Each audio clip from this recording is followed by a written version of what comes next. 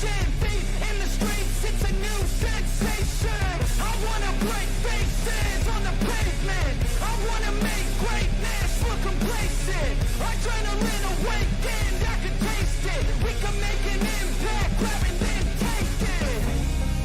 Like a disease, bring them to their knees. They for their disease.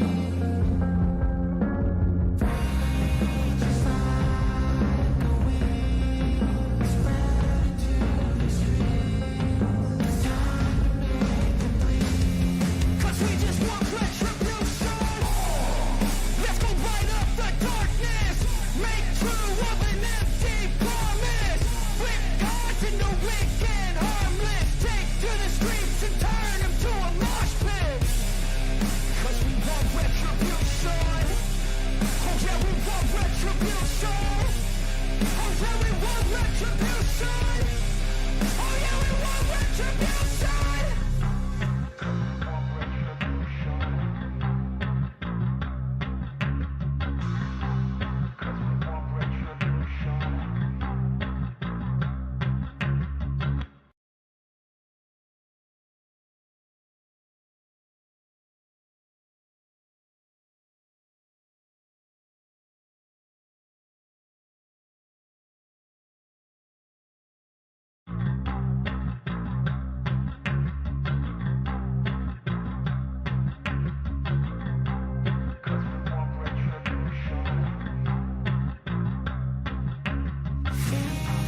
Like a disease, bring them to their knees. They pay for their disease.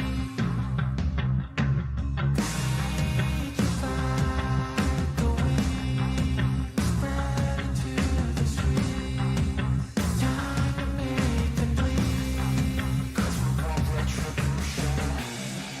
'Cause we want retribution. Oh yeah, we want retribution. Oh yeah, we want retribution. Oh yeah, we want retribution. Yeah, we ran out of patience. Boil up with the cold hard hatred. I can feel the vibration. Beat in the streets, it's a new sensation. I wanna break faces on the pavement. I wanna make greatness look complacent. Adrenaline awakened, I can taste it. We can make an impact, grab and then take it. Like a disease, bring them to their knees. They for their disease. Rage is like a weed, spread into the streets. It's time to make them bleed. 'Cause we just want retribution. Let's go light up the darkness. Make true of an empty promise. Flip cards into weak and harmless. Take to the streets and turn them to a mosh pit. 'Cause we want retribution. Oh yeah, we want retribution. Oh yeah, we want retribution. Oh yeah, we want retribution.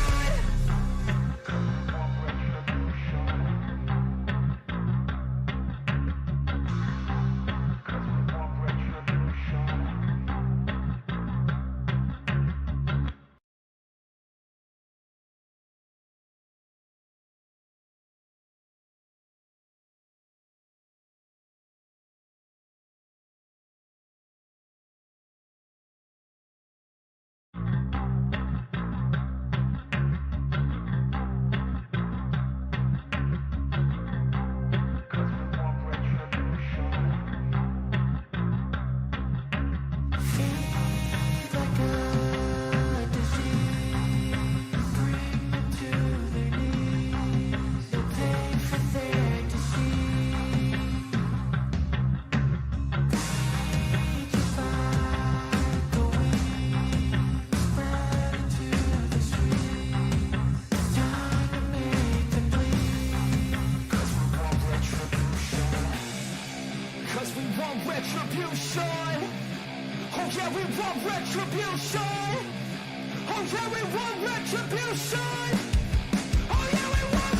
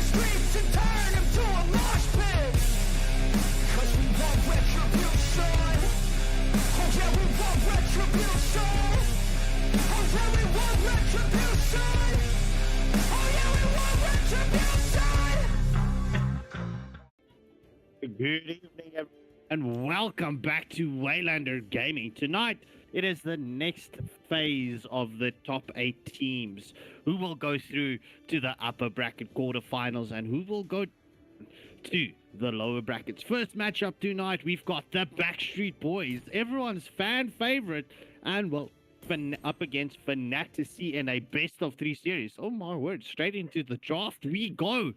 But anyway, I'm joined by Rika and Lotus. And well, special streamer tonight is Rika. Let's go. How are you feeling tonight?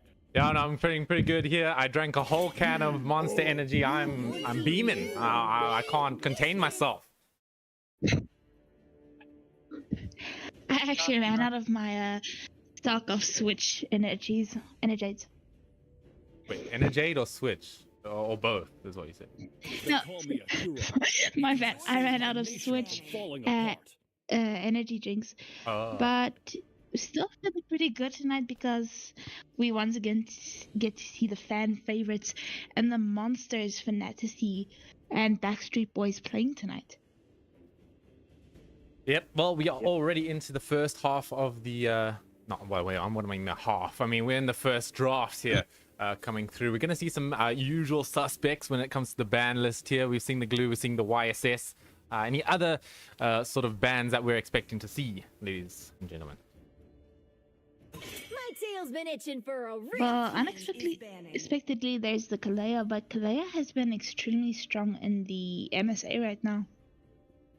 We've seen it be strong, that's for sure. We've also seen it fail. I've seen, I can't count how many times I've seen a Kalia just alter Yuzhong that's flying midair. That's definitely something that should not have been happening a lot for some reason. But anyway, it is fine. We are gonna not see it this time anyway. True. And once again, 1-1, getting the hate from the players once again, getting banned out, and Lancelot joining them in the banning section. I see the 1-1s banned out so early. I mean, I think it makes sense if the side of Fanacity are going for that Granger pick kind of early. They need to ban out the marksmans first. That counter that hero. So if they were all in for a Granger pick here, I think they would also take out the Aerothel. That would be the sort of wise move from them. No, but they're just gonna go Tigreal actually. Tigreal is not someone we usually see getting banned out, but he is such a dangerous hero, especially when you have the upper hand in the game. You want to end the game, and then the enemy Tigreal throws out the implosion play and catches you all. So, so definitely someone you want to get rid of if you're thinking about going for the what's it called? The Implosion? early game snowball. Oh, I thought you were talking about the Tigreal. No. If I meant for the team that wants to ban the Tigreal. Sort of makes sense, but it's more of a roam, I would say.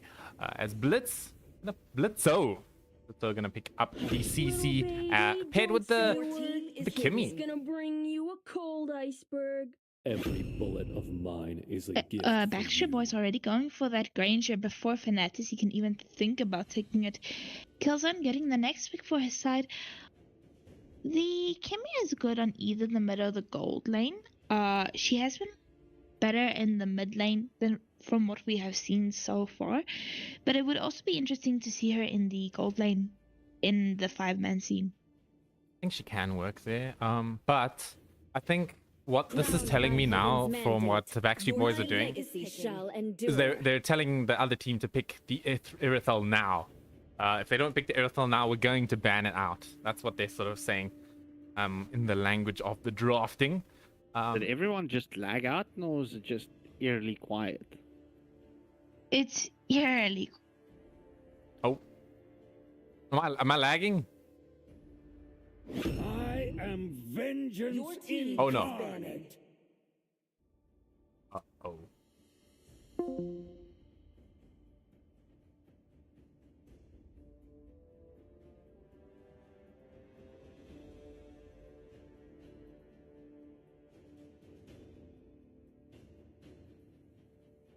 valor and royalty in a Your dead team body. is banning.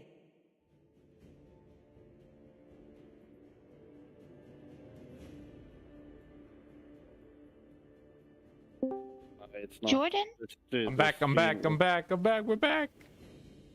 welcome back. Oh, excuse me, ladies and gentlemen. My Wi-Fi just dipped for a few seconds. We're back. Talk about an on and off relationship. But I haven't missed much. I did have mobile data on my phone, so I saw what had happened. Moskov actually being picked up by the side of Tenacity right there, which is a bit interesting. I would have easily expected an Irithel pick there. I think Granger has a not so bad time against the Moskov, although it's not such a bad matchup for the Moskov either. I think it is a type of hero that can gap close against more of a backline hero than Granger. Moskov is a sort of marksman that likes to get up close when he can. That is true, but the best thing about the Moskov, in my opinion, is that split pushing capabilities. Also, when he uses his ultimate, the Spear of Destiny, I think it's called, to just join in the team fights or make amazing pickoffs. And there it is, the Joy ban coming out from the side of the Nazi. Very sad times. Very, very sad times here. Yeah, I think, what are we looking for? A jungle and a roam coming in from the side of Tenacity here. Already banning out the Kufra and the Gatot Kacha. So they're looking towards getting rid of that tanky frontline team fight towards the side of Tenacity there. They're going to pick up the Bashir. I think it's okay of a pick here. I think it's definitely not bad. They do need a front line. And with the Bashir, they could go towards more of a supportive roamer. Maybe we're looking at a Florin or even a Matilda. I would really like them to pick Matilda here. It saves them from the any sets that the Badang might do with the wall. So I'd be quite surprised if actually they didn't pick up the Matilda here. I think it's a perfect pick. Well, we don't know yet, right? They still have 2 more heroes to show. But they're banning out the Kufra. That tells me they want to definitely go for this Matilda.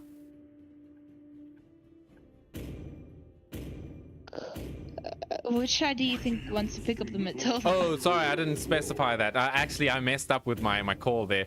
I think Tenacity should pick Matilda. They didn't ban the Kufra, but I mean, Kufra's still banned. It's the same outcome. So it still works out. The Hayabusa as well, picked up by Jordan. I think it's okay.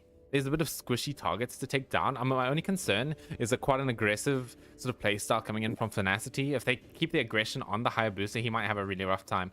But that's sort of offset by the Belleric, I would assume. Rises when I give the word. Hey, what's up, everybody? Yo, Subway. Hello. Hi. I'm just waiting for my next class. I said, let me go see what you're doing. Yeah, we are doing the streaming. That is what we are doing. It's Zephyrus gonna pick up that Khalid right there, DJ Khalid.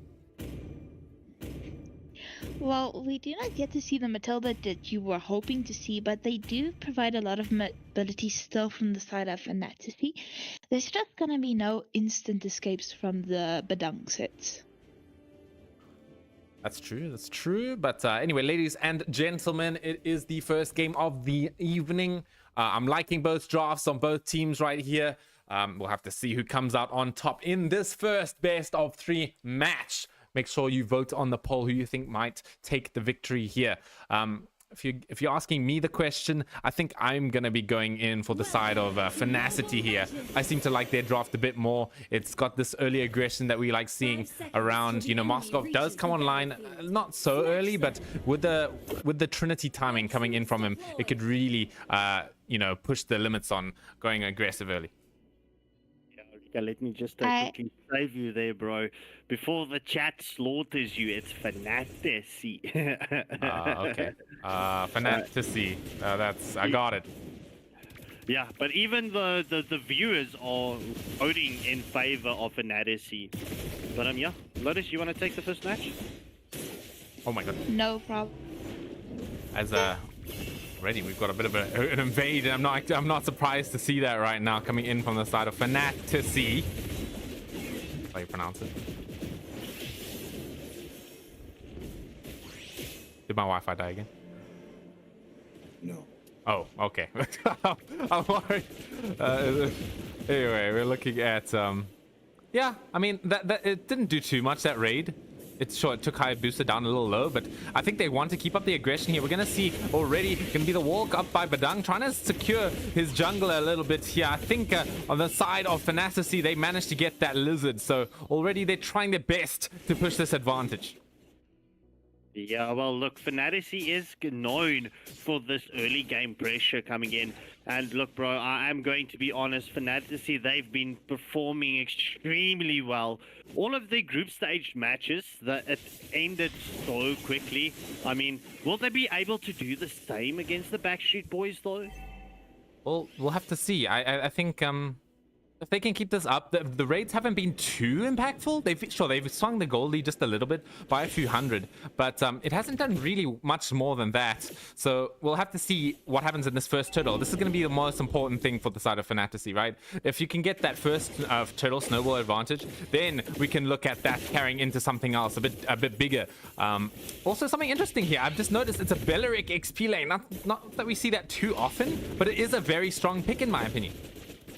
Yeah, well, I mean, bro, Belleric is at this point so underrated. Belleric is a very strong hero, and I mean, he does dish a viney punch. I mean, we do see the engagement coming in here from Zephyrus. Gets the first blood onto Hayabusa. Will Brody fall as well? The Badang. We do see this engagement continues onto the red buff, but the Belleric has been taken down. Technician sent back to base to go and work on some technicalities. Very nicely played from Fanacity there. That's going to give them access to the blue buff on top of that, which is catastrophic for a Hayabusa. He does not want to get locked out of his jungle at all. So, you know, he's still level 3 at 3 minutes here. That's really rough. This is exactly what happens when I play Hayabusa, man. You get raided, and then all of a sudden you can't play the game anymore. You just have to go and split push and hope the game goes late. I mean, that's the only thing that you can do, as we do see Blue with the Bucks here is currently level 6, almost level 7. But Fantasy going for this rotation here onto the gold lane. Will they commit to this engagement, though? No, Kimmy does retreat. As now, in a bit of a stale part of the game. Not too much action right now. I'm trying to cast the curse this, encouraging them subliminally to go and get something done. Anomaly.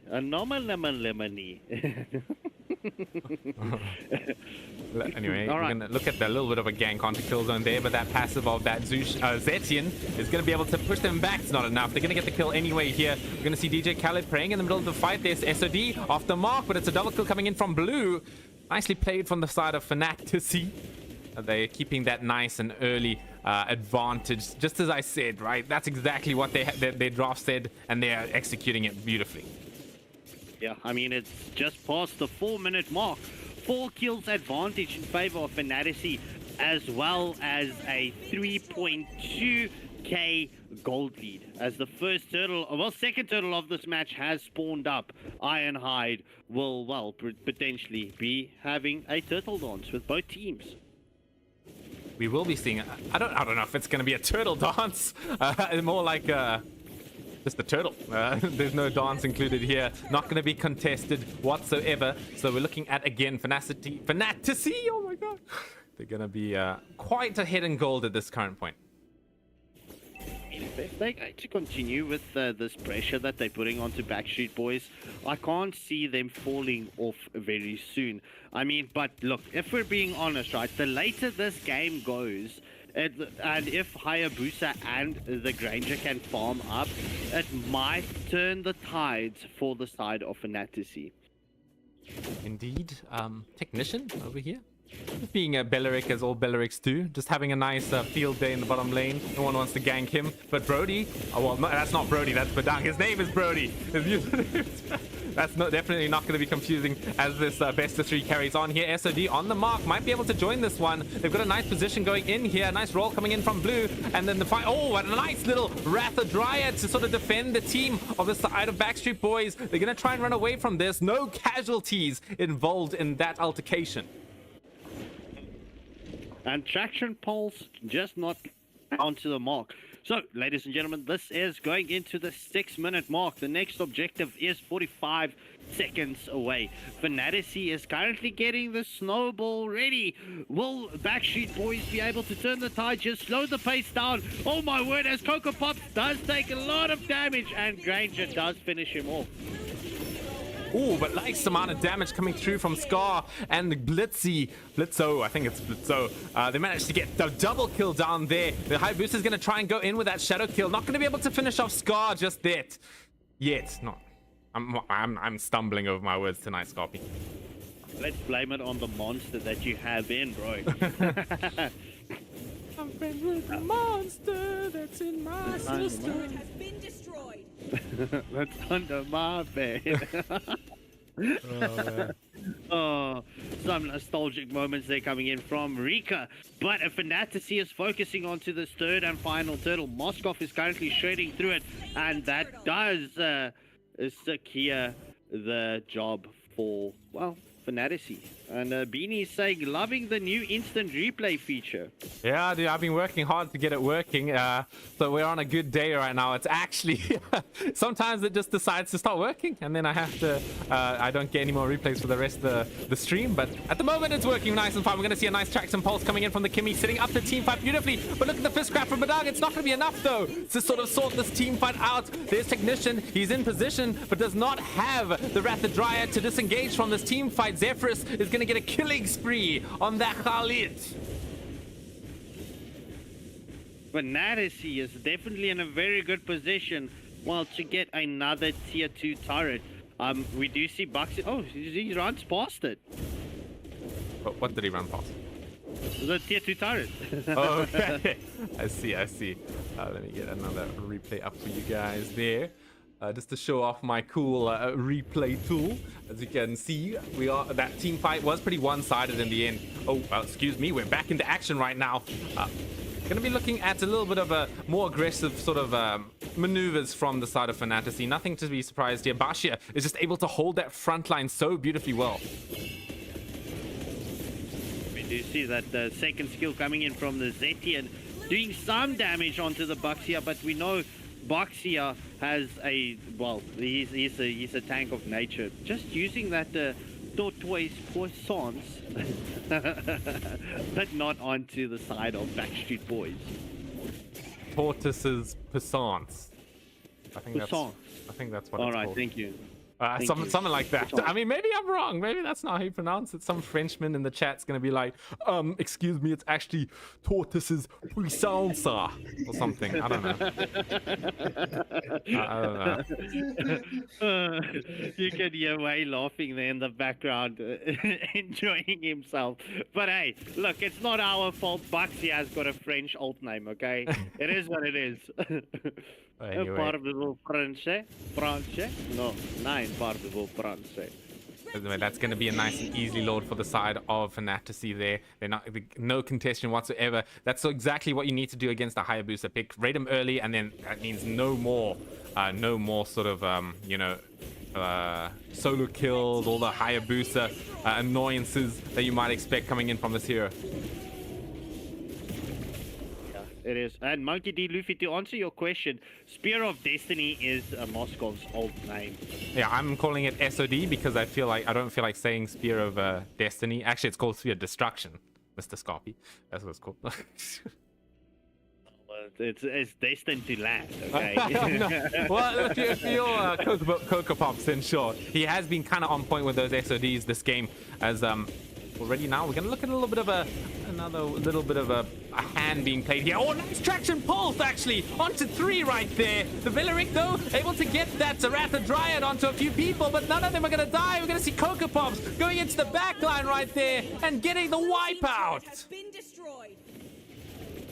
I think the game's over.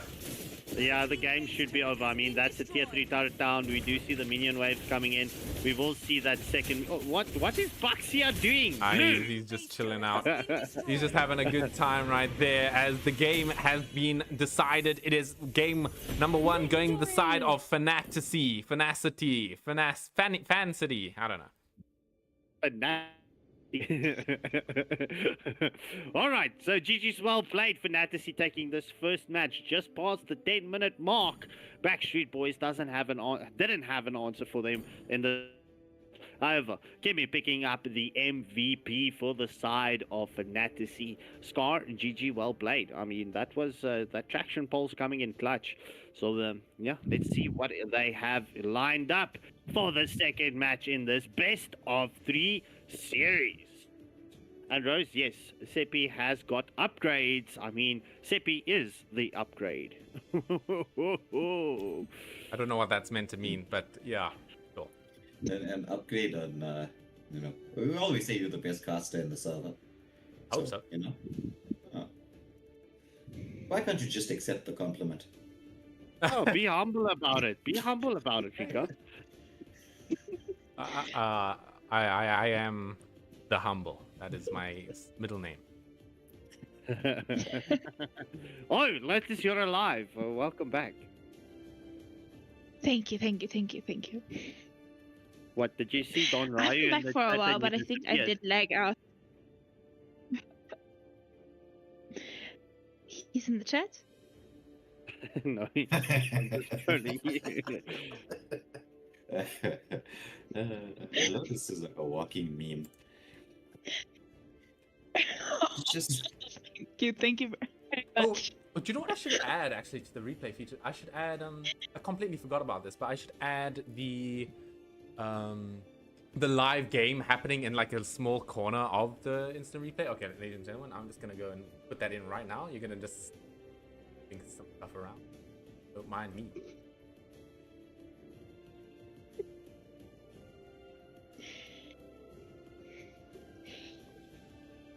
We do wait for the second match to start. Yeah, Yes. I mean that's something I can do while we wait. Yeah, exactly it. snap. Mobile Legends does not load on the PC. So into the drafting phase we go for the second match in this best of 3 series. Will Backstreet Boys be able to clutch this one back and take us into that sudden death round? Or will Fantasy continue with their dominance and pull this one through in a clean sweep fashion? Blitzer with the first ban, banning out the 1-1. It's the way. One of all the heroes. Got 'em lined up Oh, in my okay. 14. No, I was thinking one of you guys. Yeah, I would have I'll liked to. I couldn't get into. My game's not loading. Oh, I At see. least I not see. my PC. I am screen sharing on the Discord, Thank you. I think. I will handle the panel. I will handle the panel and the draft tier so that someone can cast the next game. So I can focus real hard on getting some beautiful replays for the ladies and gentlemen here. So we are gonna see the CC respect band coming through from the side of the Backstreet Boys. They want it that way. Respect banning the Kimmy as well. I mean, will Backstreet Boys be able to get in sync right now and get one up onto Fantasy? Fun play. Yeah, I mean, I think it's definitely possible. We've seen Backstreet Boys come with some crazy comebacks, man. Like, these guys know how to play from behind. It's just that the Basha pick in that game was just a bit too strong. They managed to ride off of his early game strength really well on the side of Fantasy. So, they're going to have to be a bit more mindful of that going into the second game.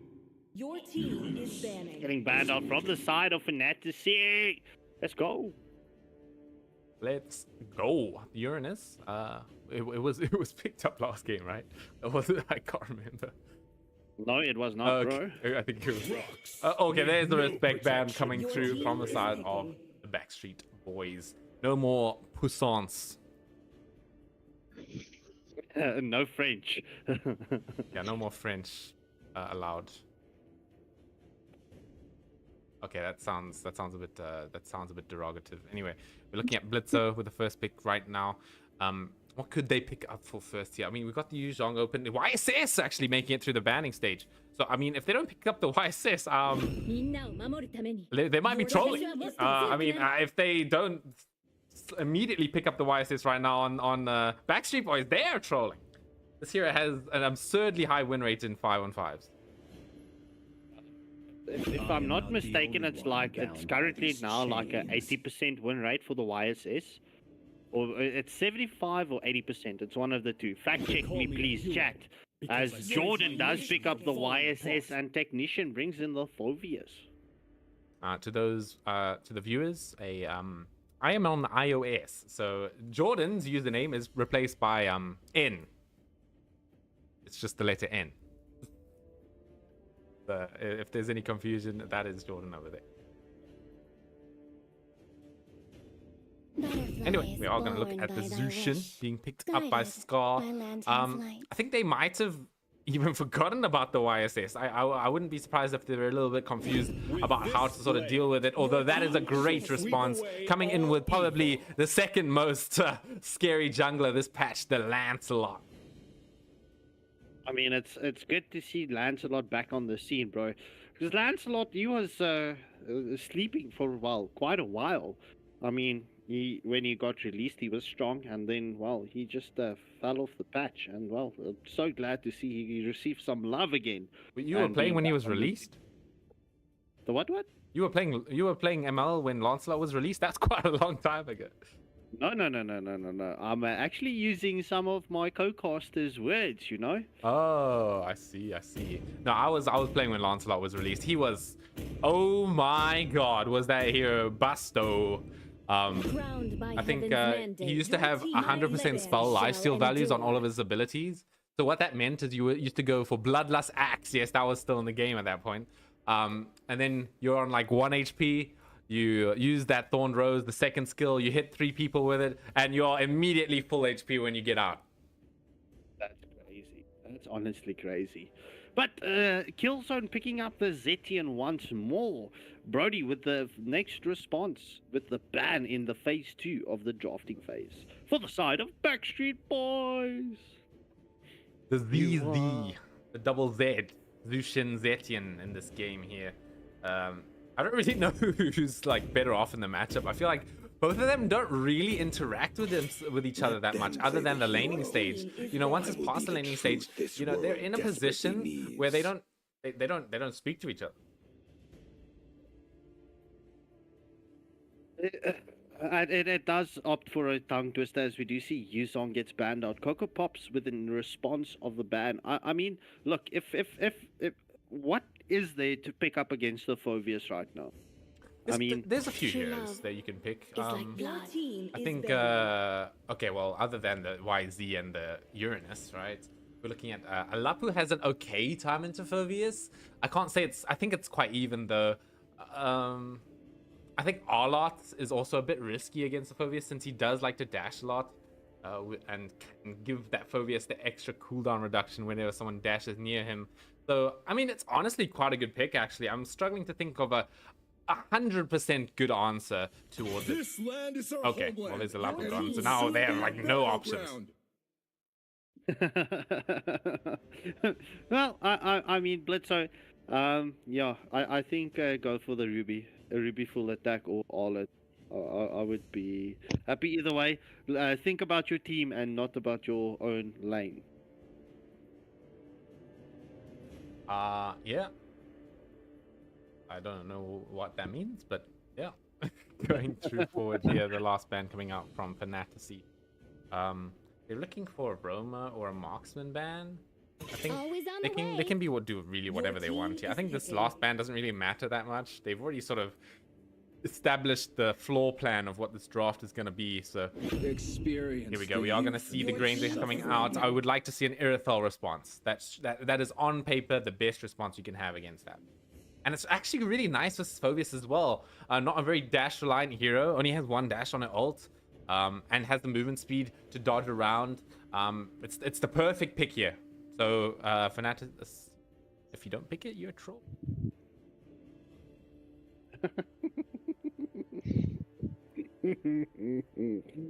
Oh, okay. Here we go. Blitzo. Let's go. Let's go. I mean, okay, they're trolling. They're actually. You want to give the Phobius infinite spells with the Harith or Moskov as well? Still the same vibe there. I mean, look, they had some success with the Moscow versus the Granger here in the last game, so they definitely feel confident with it. Spiritball does a better job. So Anyway. Brody with the final pick. I mean, it's only the Rome left for the side of Backstreet. Ooh. Backstreet Boys currently at this point has a very strong draft. There we go. That's the Belleric. That would be the Belleric into Rome.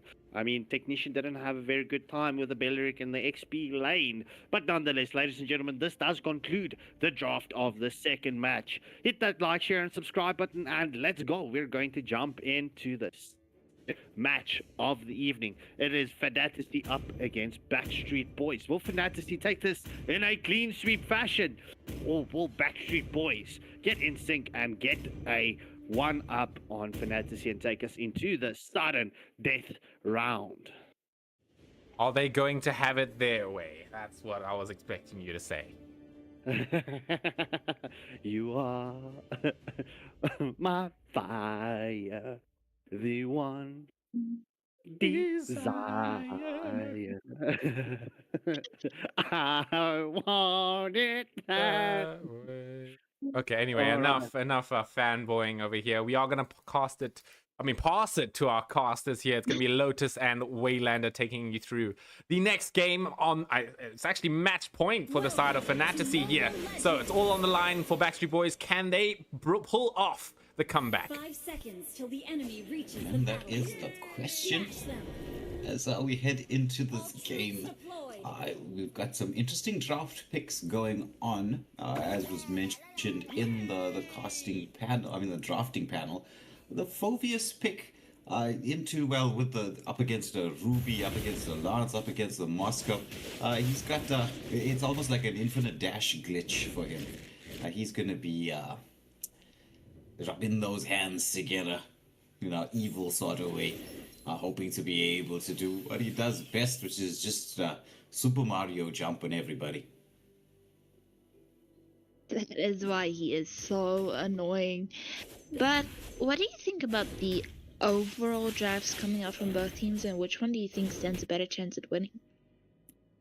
Well, both drafts are good, right? But I mean, when you're comparing drafts, like, it's not just about the individual hero picks. You've got to, as you said, look at it holistically, just from a bird's eye view. And if I had to pick a favorite here, I would be going for the Backstreet Boys draft. Simply because of that Phobius pick and YSS being such a dominant force right now. I definitely would agree with you there, and there are some nice combos like the Mountain Shocker with the Wrath of the Dryads into the Fear of the Phoenix, and like you said, the Phobius with that Super Mario jumping is just Yeah, but there's an Can event here be. on the bot lane. Just a bit of poke damage onto the Granger, but he manages to reposition himself here. So, Tenacity, continuing with that level of aggression that they had in that early part of the game. Well, in the first game, I would say. That is true. Zephyrus is already starting the first turtle of the game, and Blue making sure to maybe get a retrograph, but both junglers are trying to go for that. It's going to be the usual turtle dance as Blue securing that blue buff. With the Lance, you don't really want to go in too early, but everything is getting a bit set there. There's a better trying to get it. Oh my goodness, Lance doing what he does best with the steal is the Spear of Destruction into the backline. First blood going the way of Tenacity, but that vengeance coming out from the Belleric. He's trying to CC that Moscow up, but Moscow manages to dash back to safety. The fight continues. They're trying to deal with Belleric. He's a tanky boy, but they take down 3. So Tenacity with that delayed engagement into the turtle fight, picking up 3 kills and the first turtle. Things not looking so good in the early part of the games for Backstreet Boys. Definitely agreed. They also managed to secure a 1.5k gold lead. That is actually huge this early in the game. It's only been 3 minutes so far. And the extension does take a while to scale up if he doesn't have a strong early game. It does, he does. He's not like the earliest power spike, but with the changes to him, he is. I'm not saying like he's a late game hero, not like how he used to be, but he is definitely not the earliest of heroes. But up against the Lance, Lance is also, they're kind of like, I would say mid tier in terms of their power spike. They need a couple of items to come online. But we're watching Kalia just scout out the building, gets the knock up onto two Tsunami Slam, perfectly timed onto the Granger, but he has that dash away as the Beleric commits the Wrath of Dryads just to ensure that his teammate has the ability to escape. Vengeance comes out once more. Lance with the dashes through. He wants to hit that zing, zing, zing. Oh, somehow he manages to survive. It's the Fury of the Phoenix coming out there as the continuation of this engagement. Finacity. Okay in the world. Look at Blue. Oh my goodness. If he survived all of that, that would have just been insane. Literally insane. That would have been, I think, maybe the best Lance turret dive we've seen in the MSA. I definitely agree with you there, but Jordan already also taking half of them gold in this mid lane turret, making sure to take down that golden shield. Second turtle of the game is up, and Yisenshin is already there. Claire wants to scout it out. So the Backstreet Boys just keeping within touching distance once more. Lance, he's so hard to retry against. Goes in with that second skill, secures the objective. There's a lot of Dryads coming out from the Beleric, but Ruby's in there, armor fended into the Tsunami Slam. But somehow YSS has the ability to escape, but no, underneath the turret, he's still alive. It's 1 HP, but the Moskov comes in there with that Spear of Destruction, gets a couple of kills, but there's the Super Mario we all were talking about, but he's taking so much damage. This Zetian causing chaos. Also, meanwhile, deciding to go for that push and say, you know what, you guys want to fight? I'm just going for some map control. Gets the first turret of the game, going in favor of Backstreet Boys. That was the best decision the Granger could have made there. Also, he lacks the mobility that the Moskov has, so if he can't join team fights, make trades. If they're just going to keep within touching distance, but Finacity, they don't want to let that touching distance even come close. Ultra aggressive here. Ruby underneath the turret with Zetian, just forcing that Fulvius back and at least get a little bit of damage onto the turret. At least, because, it just gives you the option a little bit later on because you want to get some amount of map control back. That is true. Despite having the kills advantage and gold advantage, if you lack map control, that puts you in a difficult position. And dive onto the Granger underneath the turret. There's a knock-up Tsunami Slam pulling him back, but Granger has the mobility to escape all that. As clear, he's going to be engaged upon. Zetian has to cast that Crimson Lantern. Oh, Zushin now. I'm saying Zetian. Zushin has to cast that Crimson Lantern and then get back to safety. Yisenshin getting engaged upon and will get taken down by Blue. I mean, when there was a bottom lane engagement, he could have gotten several kills out of that, but he was just too late to the team fight with that poking, and unfortunately now got caught out of position. Oh, there's the engagement onto Granger underneath the turret. Clear goes in there, commits the flicker just to ensure that secured the kill and somehow manages to get out as the third and final Ironhide goes to the way of Finacity or Fantasy. This Kalea loves living on the edge, but so does the Lancelot, going for that red buff invade, and they will get two side lane first tier turrets. So they're putting the screws on Fantasy, and well, it looks like they just want to continue with this pressure, gonna try to deal with the mid lane. There is enough, Backstreet Boys do have the numbers. Ruby with that armor fended flicker back onto the Zetian, but no real follow-up from the team, so we are heading into that occasional quiet period that you get in Mobile Legends. As there's a Tsunami Slam into the background. Fury of the Phoenix is counter engage. The follow-up is in there. Crimson Lantern comes out from the Zushin, but it's gonna be YSS dishing out the damage as it's a 2-for-3 exchange. However, Spirit of Destruction off the mark, but Lance, he's into the mix. He manages to get one more. It's a 4-for-2 exchange with the Zushin here trying to do some lane pushing. That quiet time of the game did not last very long. It went into a full-on 5v5 almost, and Fantasy just coming out on top. Right now we're past the going into the 8.5 minute mark. 12-5 in the favor of Fantasy, but the engagement here onto the Moskov. Yeah, That it's was close. dash back. You know, they don't have the hard lockdown to deal with the Moscow. I would say, but they need to get that Phobius into the front line. But Beleric being picked up, dropped down by that Zushin. Once more, we've seen the Ruby into the front line, dishing out so much damage, sustaining through so much. But look at this from Blue.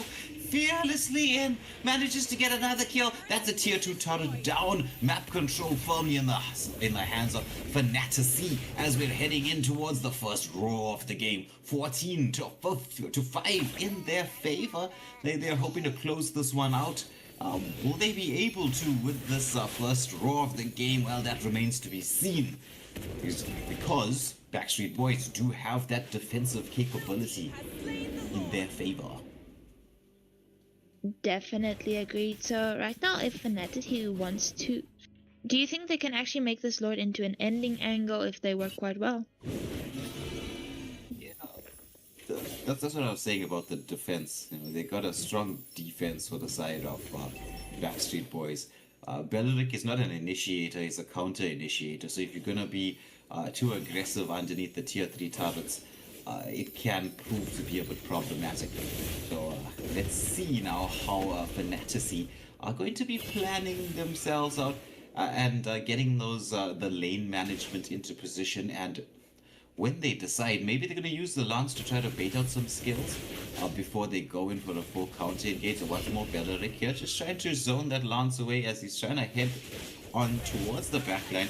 Just dashing through, throws out a couple of skills, only onto the Phobius, so that second skill over there is getting onto the backline. Tsunami Slam onto the Beleric, Wrath of Dryas, there's the counter engage, YSS into the mix as well, but the damage output is so much. It's a 3-for-2 exchange going in favor of Fantasy as they take down yet another tier 2 turret.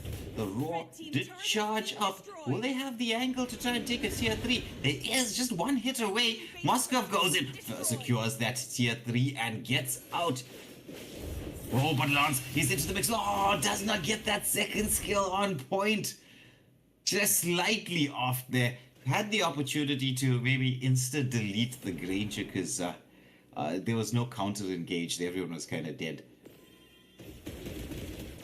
True, but I mean that Fear of the Phoenix coming out from the Zetian in the last team fight, I think that was the one thing that helped them save the game and stall it for this long, because that allowed them to take several members from Fantasy, even if it was just 2, and just stall the game for a bit longer. And the longer they stall this game, they can definitely get the Granger online. Yeah, they could. Difficult though. Granger holding on to that Sky Piercer. I wonder if this might be the time to get it sold, because you're going to be, it's not going to be helping you in terms of wave play. It's just that you can be in team fight engagements, but you're going to try to avoid that. There's Armor Fended onto the Zetian. Moscow into the backline, finishing it off. Manages to avoid the Wrath of Dryads, wants to go to reposition. Phobius gets taken down as well by the Zushin. Double kill going the way of Zushin. This could be an ending angle. They do have 1 minion. Granger danger. He manages to get a kill in response onto Coco Pops with the Moskov there, but there is space. They want to take down this Granger. He gets back towards the base. There is a minion wave. They just need to go out for the lock. They don't really want to. They just want to take Granger down in the base, but there's the lock coming on, and Fantasy take this 2-0 clean sweep fashion. Victory! They were just storming their ways through their way through the games, managed to continuously keep the pressure onto Backstreet Boys and sent the Backstreet Boys, the fan favorites, into the lower bracket. Yeah, so our fan favorites have dropped to that lower bracket. So it's not over, all you Backstreet Boys fans out there. Don't you stress, don't you worry. We're still gonna have, well, one more go. You gotta get out of the lower brackets. There's a couple of teams in there already. But Fantasy, quietly going about doing their job. They went under the radar a little bit in the group stages. They were ever so impressive in the group stage. But yet, it seems like when I was looking at the polls that were put up in the WhatsApp communities, they just went about doing their job fairly quietly, no big splashes. But I think they've made a big splash right now because everyone got to see how incredibly deadly they are. This is one of the top teams in the server. Well, they were up against another top team in the server, in the Backstreet Boys. But I mean, to do what they did, a clean sweep and such a strong performance against such a strong team, it's a definite marker to be laid down for the rest of the teams in the MSA Cup to say, hey, sit up, take notice. We're just that good. Yeah, just to add to that, right, so Fantasy will be facing up against Saint Dynasty in the upper brackets, and well, Backstreet Boys will be going up against Equinox, right? Equinox being one of the teams that surprised me quite a lot. I see Nigel is requesting if the winner, the captains of the winning team can come and join us here on Discord so that we can have a quick discussion with them before we head in to the next match. Okay, do we have cameras? I can set them up if you guys want. Yeah, go ahead. Okay, are we doing that now? I think so. Oh, okay. Well, Actually, I need a sec to set them up, but I can do that after a very short break, ladies and gentlemen. So if we're gonna do that right now, then I will put the intro up while I organize that. We'll be right back with the interview. All right.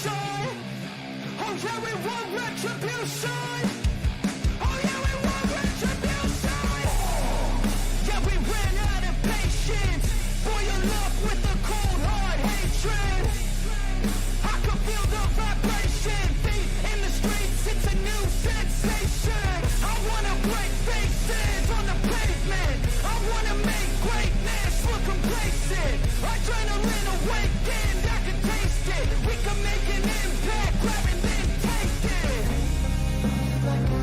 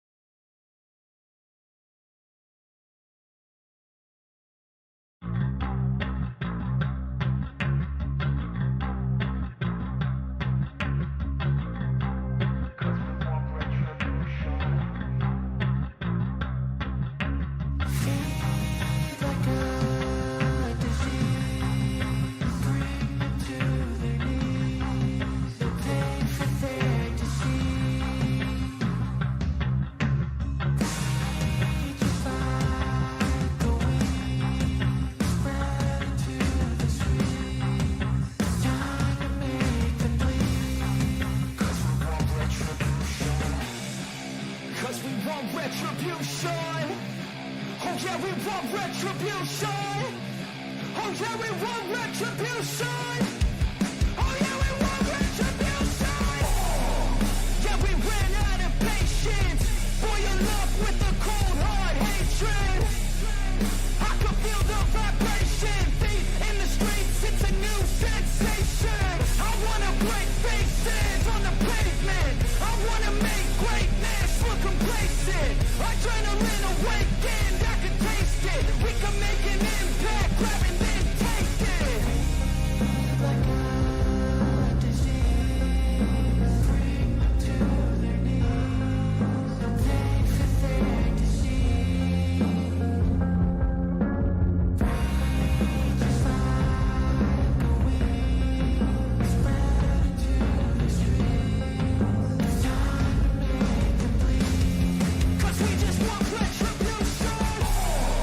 Let's go light up the darkness. Make true of an empty promise. Flip cards into weak and harmless. Take to the streets and turn them to a mosh pit. 'Cause we want retribution. Oh yeah, we want retribution. Oh yeah, we want retribution. Oh yeah, we want retribution.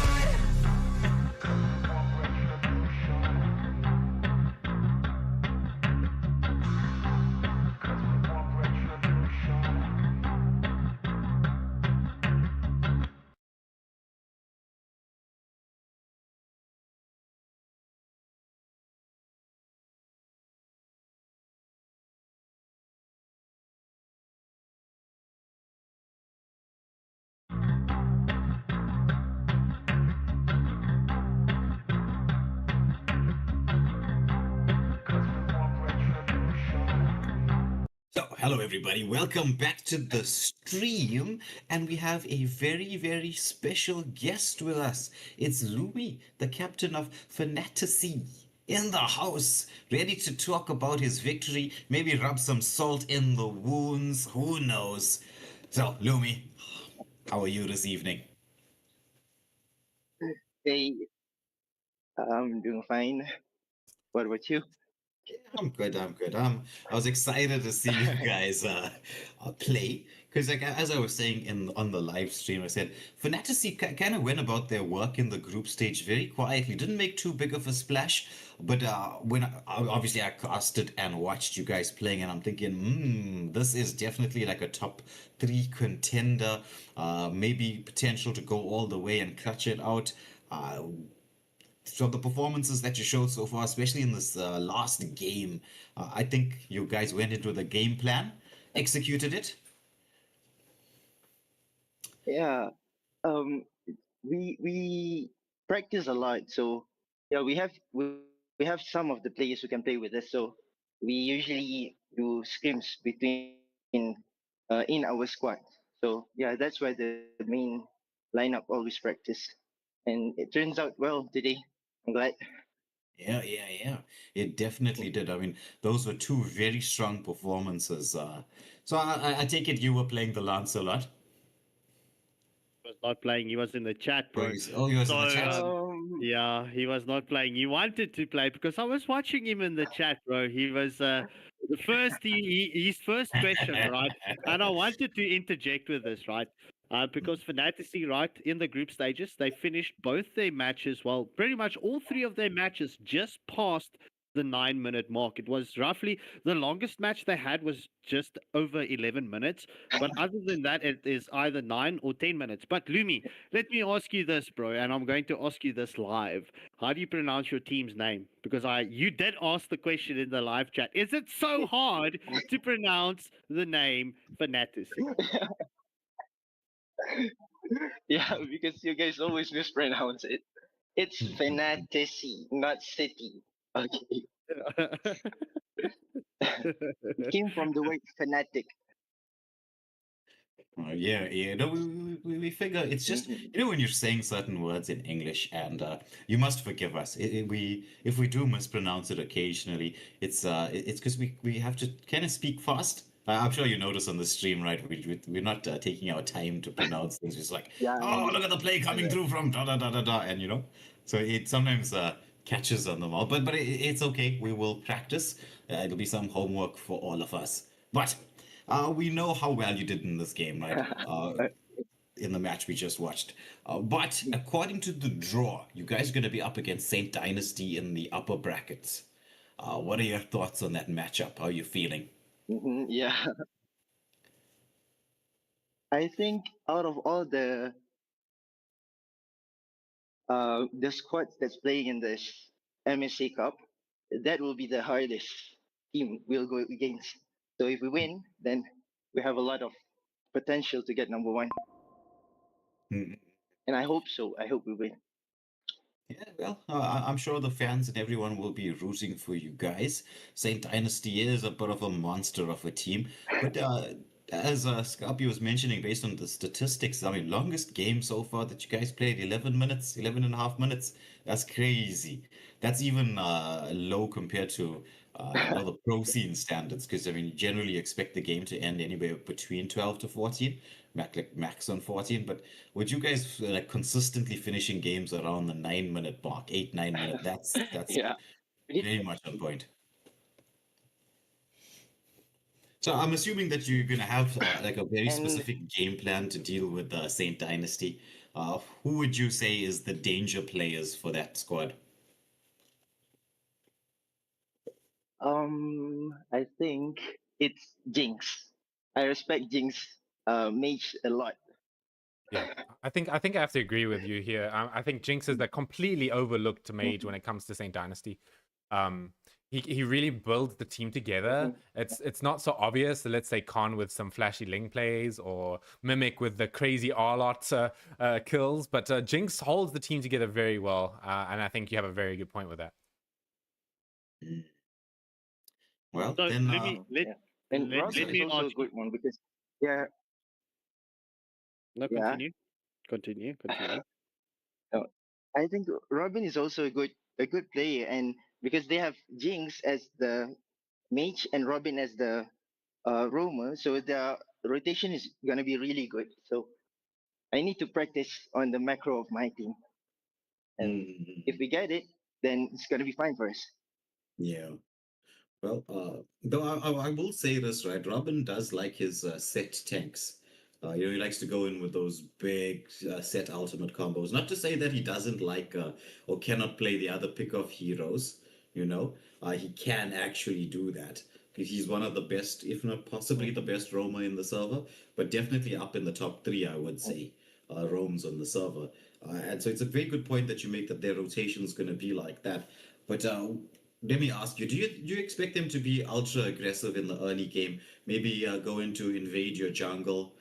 And if so, how would you try to counter that? Without giving away all of your strategies, of course. It's gonna Yes, be yes. it's gonna be depending on their picks, and I think most of the time, Khan's gonna go with um assassin jungler. So if they get a good EXP and um roamer in the early game, then maybe they will invade. But yeah, Hmm. it depends on the pick. Yeah, yeah, yeah. Okay, Lumi, I've got a quick question for you, right? Because we've only got you for a few more minutes before we jump into the next match, right? Is there any message that you want to Yeah. relay over to Con?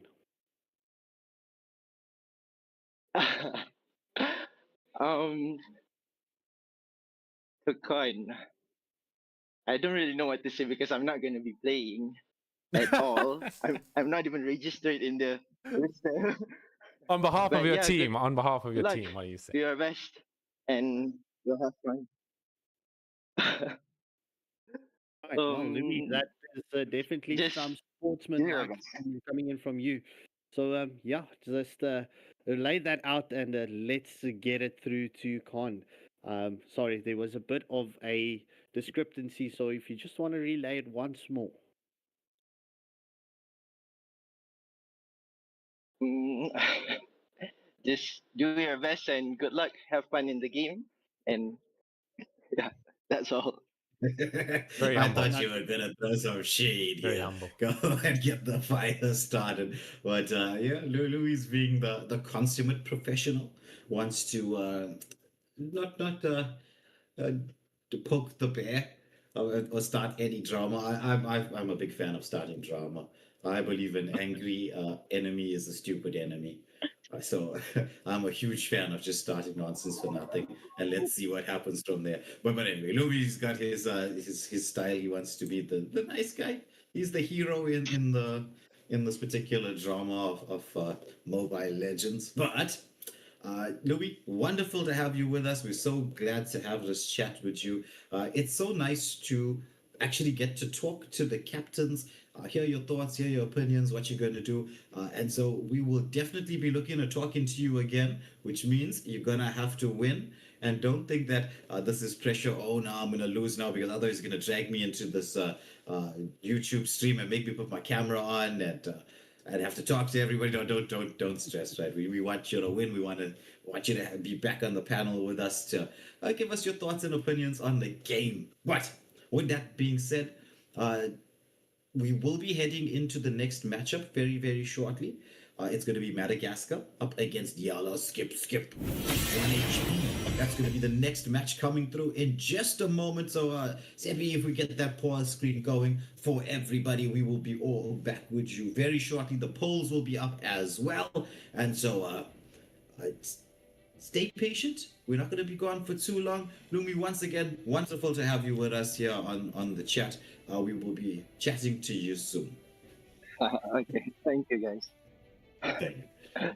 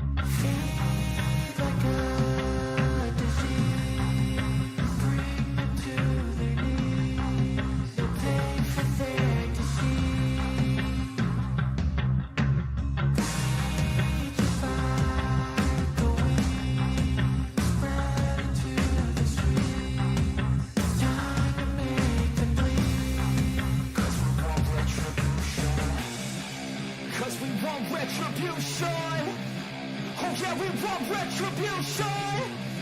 Oh yeah, we want retribution. Oh yeah, we want retribution. Yeah, we ran out of patience for your love with a cold hard hatred. I can feel the vibration, feet in the streets, it's a new sensation. I wanna break faces on the pavement. I wanna make greatness look complacent. Adrenaline awakened, I can taste it. We can make an impact, grab and then take it. Like a disease, bring them to their knees. Pay for their disease. Just like a weed, spread to the streets. Time to make them bleed. 'Cause we just want retribution. Let's go light up the darkness.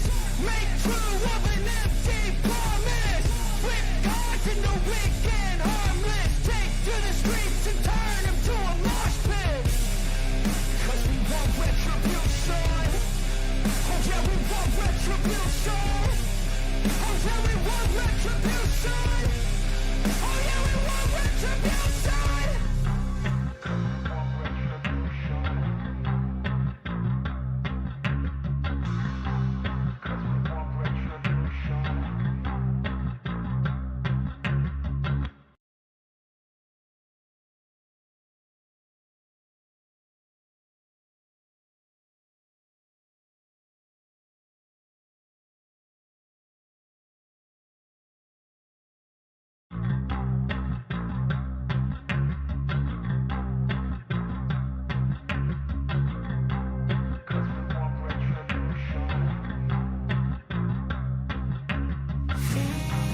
Like a disease, bring them to their knees. They pay for their disease. Just like a weed, spread to the streets. Time to make them bleed. 'Cause we want retribution. 'Cause we want retribution. Oh yeah, we want retribution. Oh yeah, we want retribution. Oh yeah, we want retribution. Yeah, we ran out of patience for your love with a cold hard hatred. I can feel the vibration, feet in the streets, it's a new sensation. I wanna break faces on the pavement. I wanna make greatness look complacent. Adrenaline awakened, I can taste it. We can make an impact, grab and then take it. Like a disease, bring them to their knees. Pay for their disease. Just like a weed, spread to the streets. Time to make them bleed. 'Cause we just want retribution. Let's go light up the darkness. Make true of an empty promise. Flip cards in the weak and harmless. Take to the streets and turn them to a mosh pit. 'Cause we want retribution.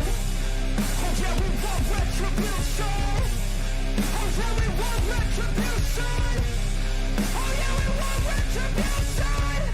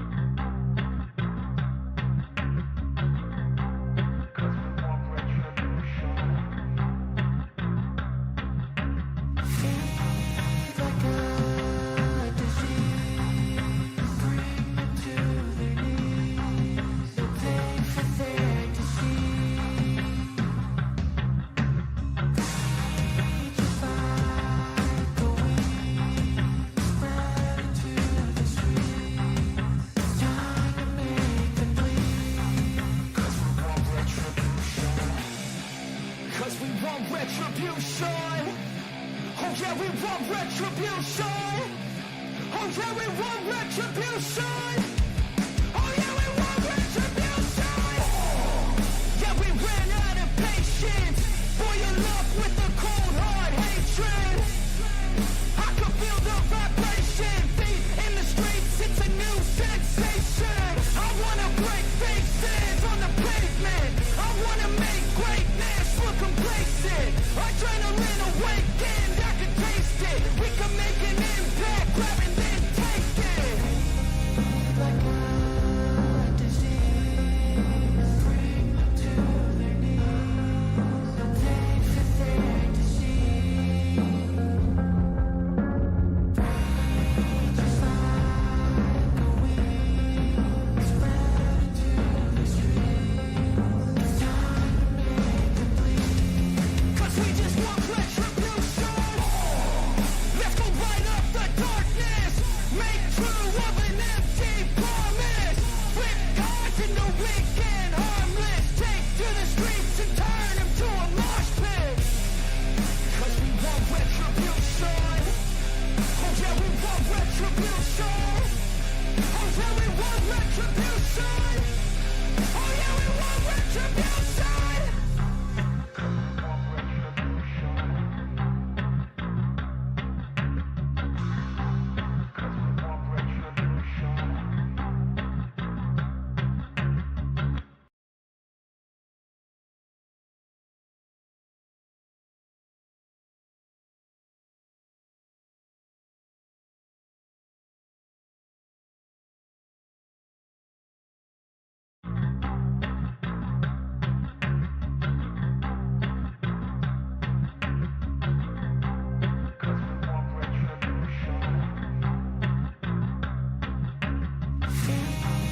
Like a disease, bring them to their knees. They pay for their disease.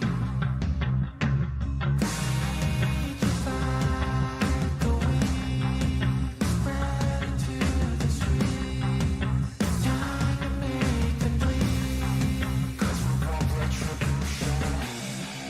'Cause we want retribution. Oh yeah, we want retribution. Oh yeah, we want retribution. Oh yeah, we want retribution. Yeah, we ran out of patience for your love with the cold hard hatred.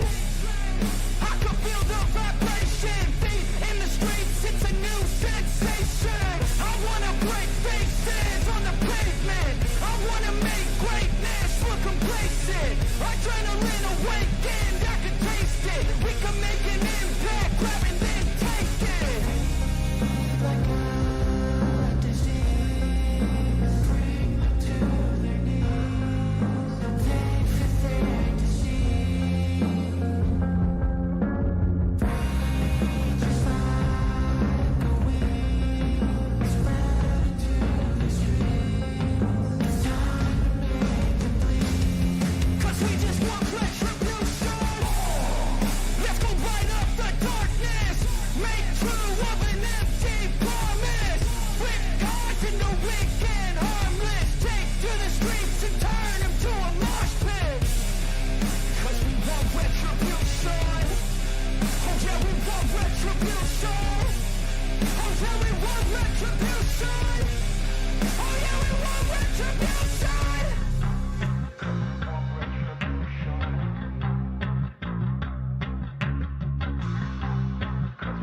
retribution.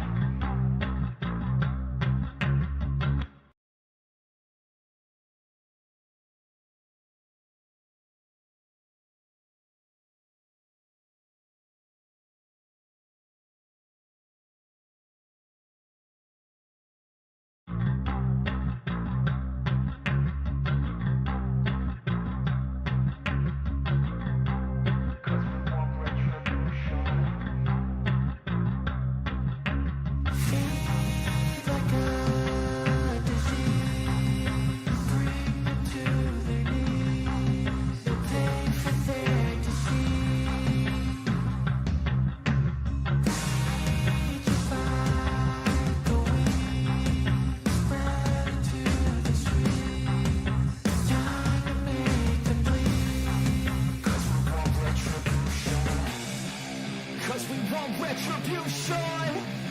Oh yeah, we want retribution. Oh yeah, we want retribution. Oh yeah, we want retribution. Yeah, we ran out of patience for your love with the cold hard hatred. I can feel the vibration, feet in the streets, it's a new sensation. I wanna break faces on the pavement. I wanna make greatness look complacent. Adrenaline awakened, I can taste it. We can make an impact, grab and then take it.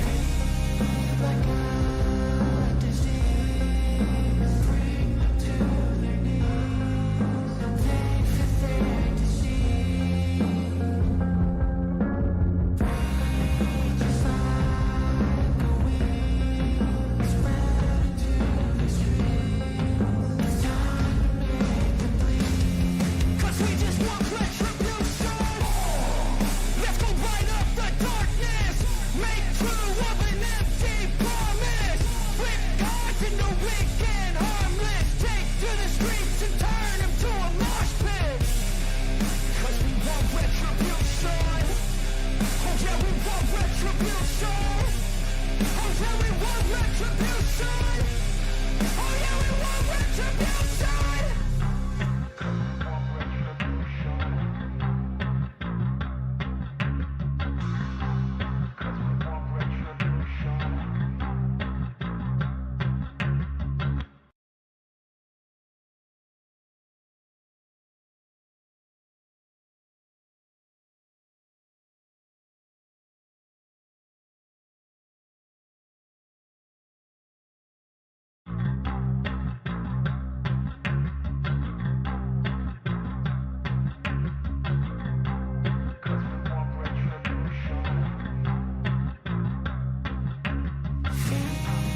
Like a disease, bring them to their knees. They pay for their disease. Just like a weed, spread into the streets. It's time to make them bleed. 'Cause we want retribution. 'Cause we want retribution. Oh yeah, we want retribution. Oh yeah, we want retribution. Oh yeah, we want retribution. Yeah, we ran out of patience for your love with the cold hard hatred. I can feel the vibration, feet in the streets, it's a new sensation.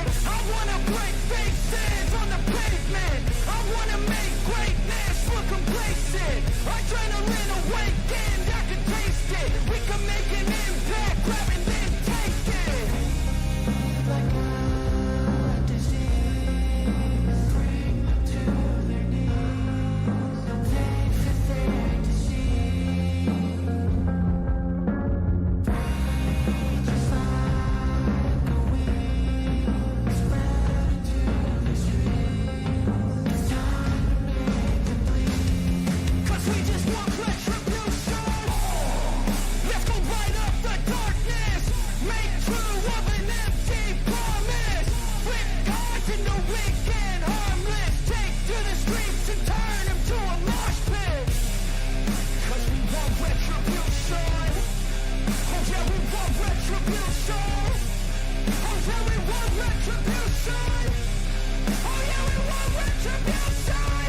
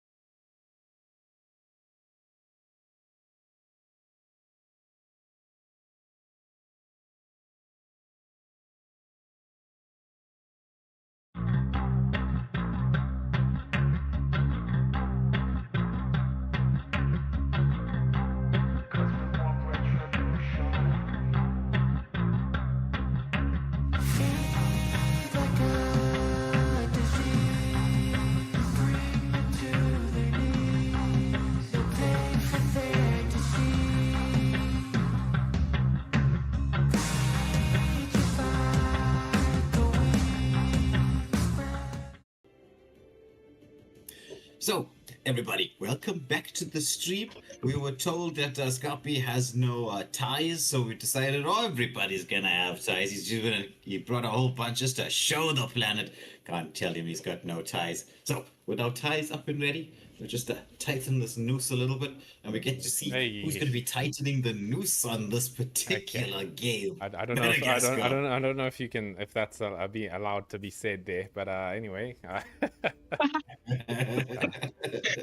Anyway, look, okay, just capturing everyone's ties. There's Lotus tie, there's my tie. I know I'm wearing a hoodie and a tie. It's called swag, all right? That's what it is. All right. Anyway, yeah, unfortunately, Rika, sorry, bro. I know you're very amped up with that monster inside of you, but not all of us can be one tricks like Stoner. I mean, so it is what it is. I don't just have one tie. I've got plenty ties. I don't have one move like Stoner and the Hylos. I've got multiple. Fresh drip. Let's go into the second match. Madagascar up against Yala. Skip.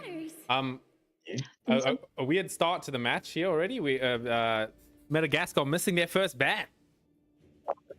Yeah. And it 1-1 coming out from the side of 1 HP. I wonder if that was maybe a potential lag out from P. Diddy's back. Also, we need or he's just so excited to be free that he's like, yeah, everybody needs to be free. No one needs to be banned. Also, I will take the casting on this game. So maybe, so Wei, you want to handle the draft with Lotus? I'll cast with Mr. Scarp. Need screen share because my game once again threw me up. Bruh. They call me a hero because I Oh, one of you guys. I think Wei, you need to. I don't really want to. You might mess with mine. I've got it. All right. All right, so we're heading, we're continuing with the bans. It's the Zechian ban followed by YSS. For the side of Madagascar, what would they be thinking right now? There's still a couple of very strong XP laners still available, still in the mix. So,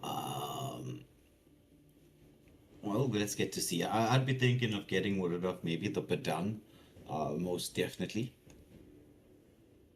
Badang is actually a pretty good ban right now, and Zweki just fully utilizing that 50-second chance to ban. Is he? Oh, there it is, the Hayabusa. What do you think about that ban? Yeah, Hayabusa is a pretty decent ban, very, very strong. It means that they probably want to go for a mage pick fairly early on. So getting rid of that Hayabusa is a definite option. And, well, the Uranus ban, as we would come to expect right now, Uranus is just a powerhouse on the XP lane. Definitely, and we have seen that almost every match that he's been playing in, the teams have such a difficult time even dealing with him. Exactly. Causes chaos. I mean, you go in for the lane cut. It's so difficult to stop them from cutting the lane, and then they just invade the jungle or go to the mid, or just, oh my goodness.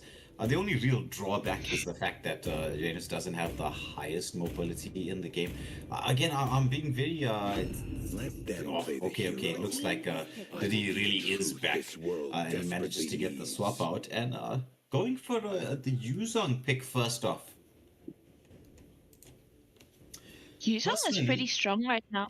Yeah, he's strong, right? But personally, I'm not a fan of picking XP laners up first, for the simple reason that I would say we're in the XP meta. So you want to give your XP laner the best possible chance and not be counted in lane early on. I definitely agree with you there. But we do see Virus picking up the Lancelot and Kubo immediately going for the Sicilian. Sicilian actually fares well decently when he tries to gank a lane where the Yuzong is, especially because of that Bat's Feast, so he can keep a lot of distance but still deal damage. Yeah, with the Yuzong you need to outrange, unless he goes, that Black Dragon form. It's a game changer of an ultimate.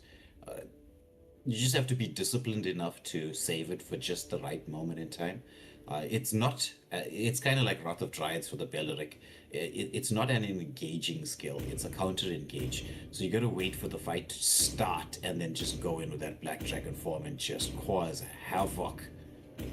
Power of Pegasus!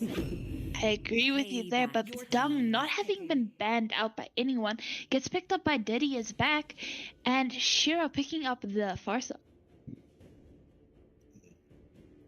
This is looking quite deadly from the side of Madagascar already. They've got both team fight and pick-off potential, depending on who the initiator is going to be in any particular fight. So you've got high burst damage, the range, that range on Farsa's ultimate. I mean, we need to actually measure it. She might be able to stand here in the middle of the Land of Dawn and hit the moon with the range of that skill. I mean, it's just such a huge AoE. It's AoE nukes too. Time and tide wait for no man. Your team is nor girl. But Beatrix getting picked up by the side of Yala Skip. Beatrix we have also seen as pretty strong with the marksman. The only problem is, in my opinion, she isn't the most mobile marksman, if I can put it that way.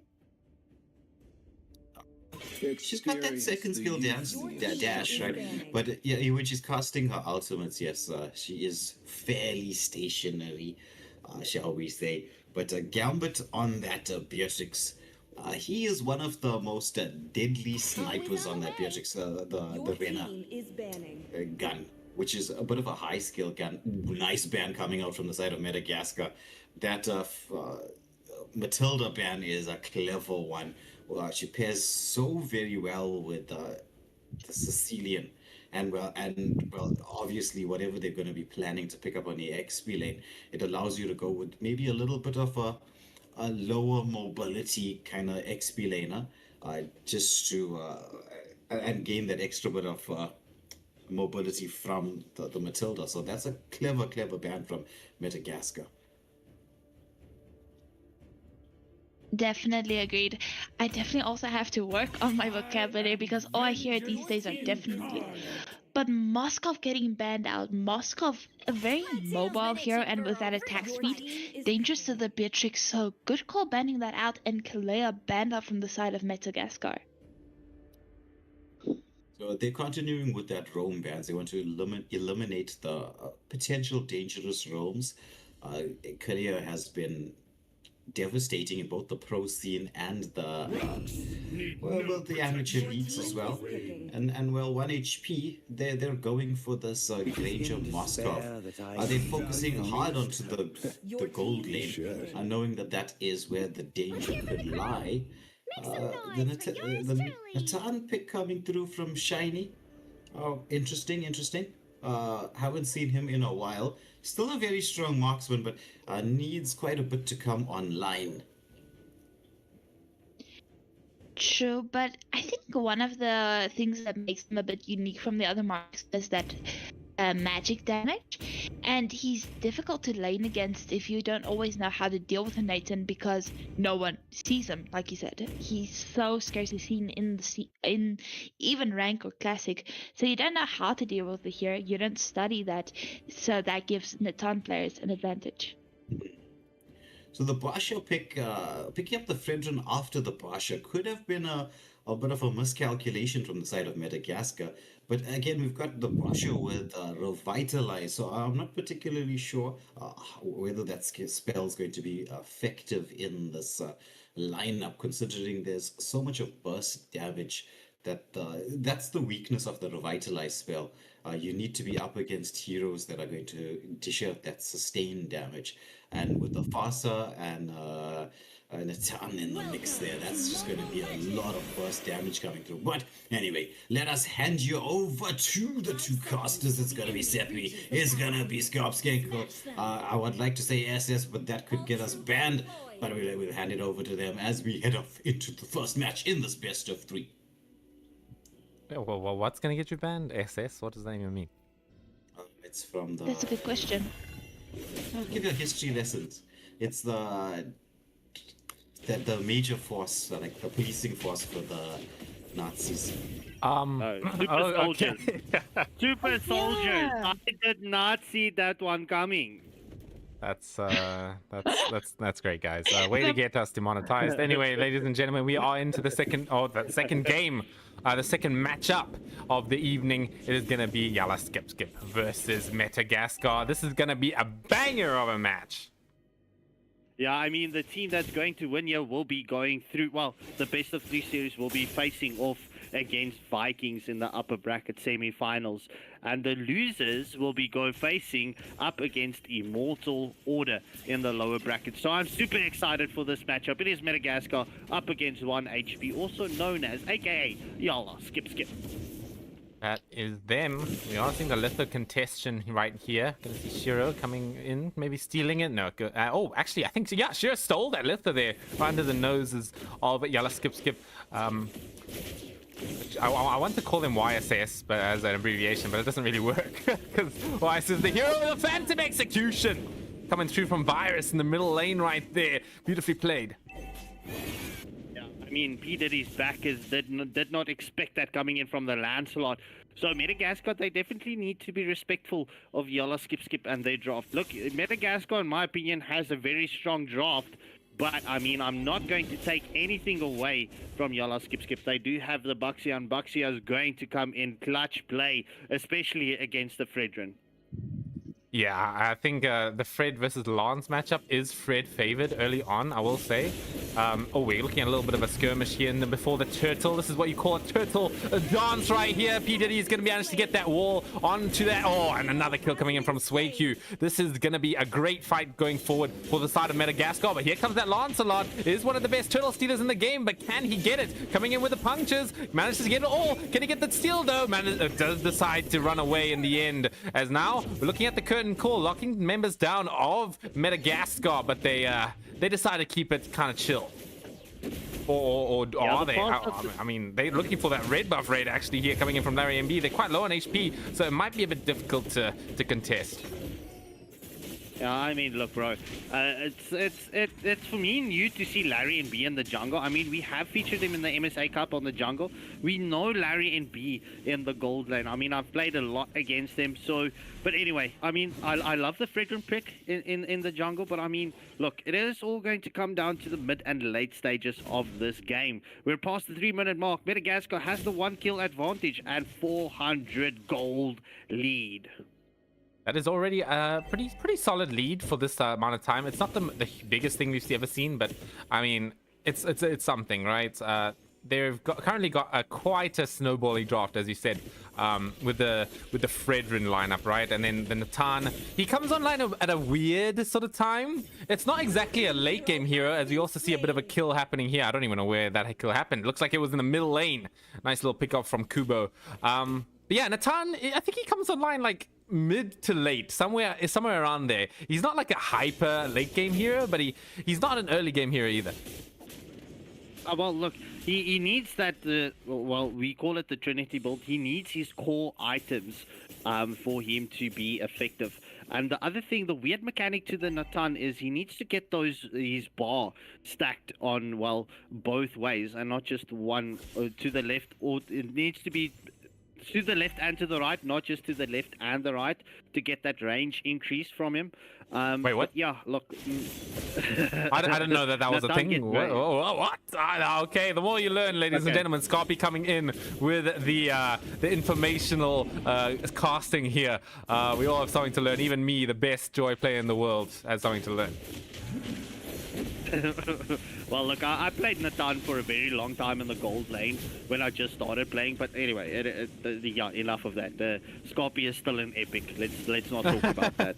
Anyway, we are looking at the turtle fight coming through right here. Black Dragon form has been committed to go in. But look at that fist crack coming in from the dung. It's doing a decent amount of job holding down Kubo right there. Maybe getting the kill coming in from SwayQ. It's quite close. Gets the Shah residue passive activated. Finishes off the kill. But in the bottom here, Larry gets taken down. There's no jungler for the side of Madagascar. Lancelot still alive for his team. Virus, he should be able to take down that turtle right here.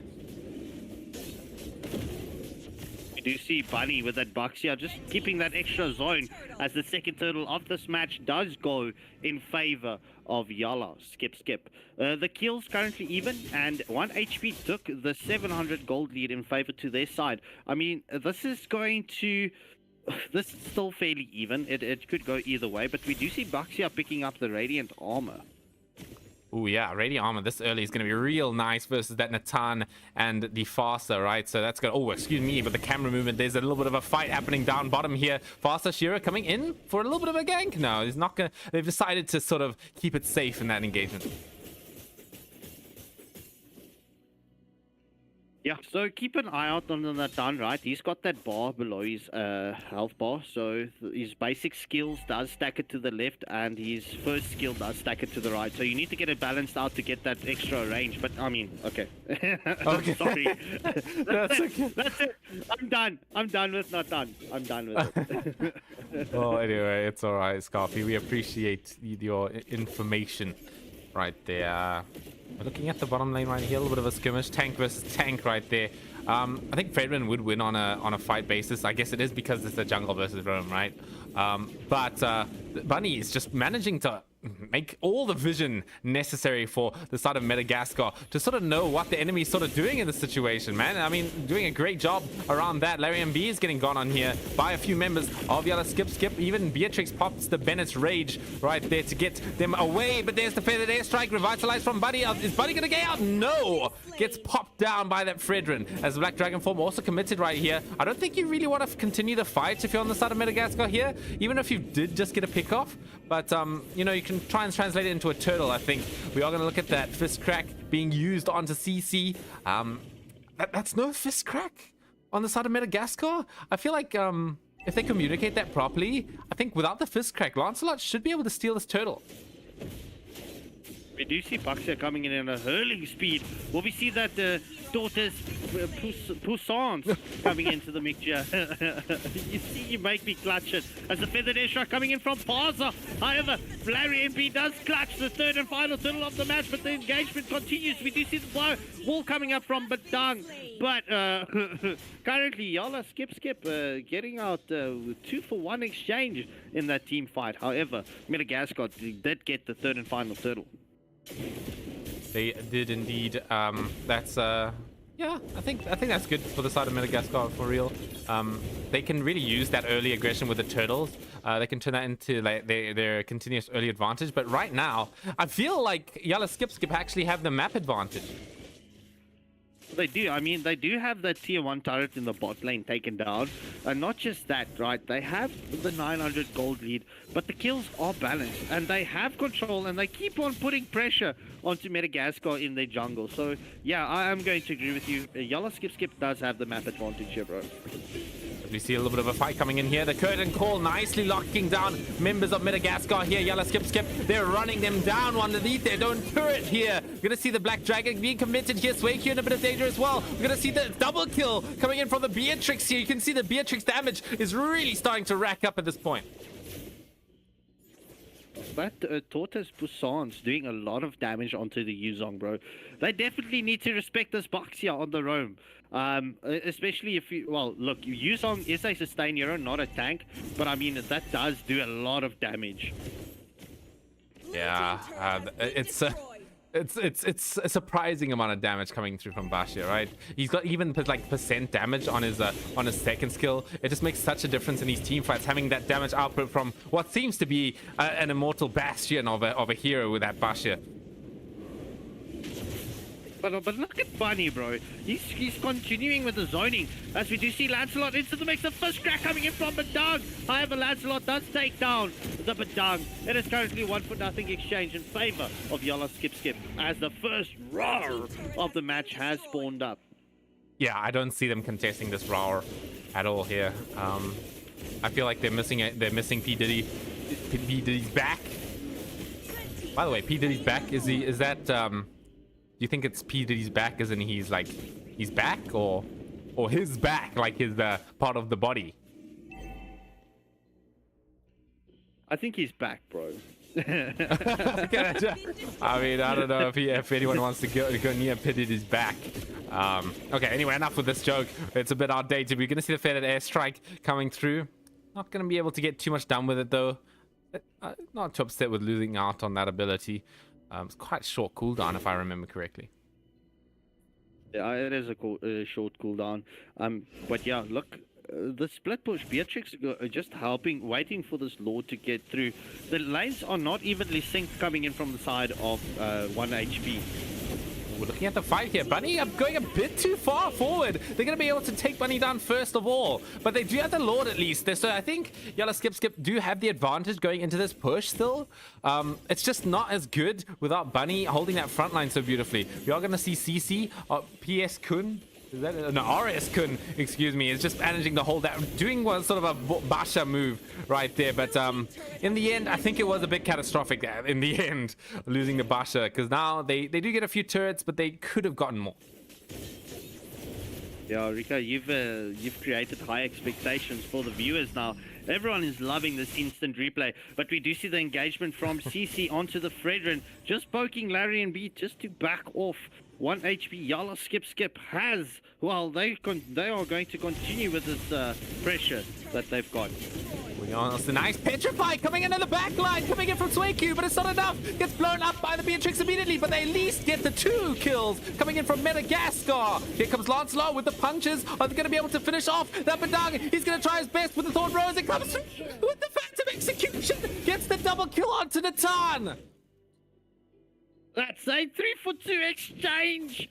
Sorry, I just needed to do that. I wanted to continue on your high note.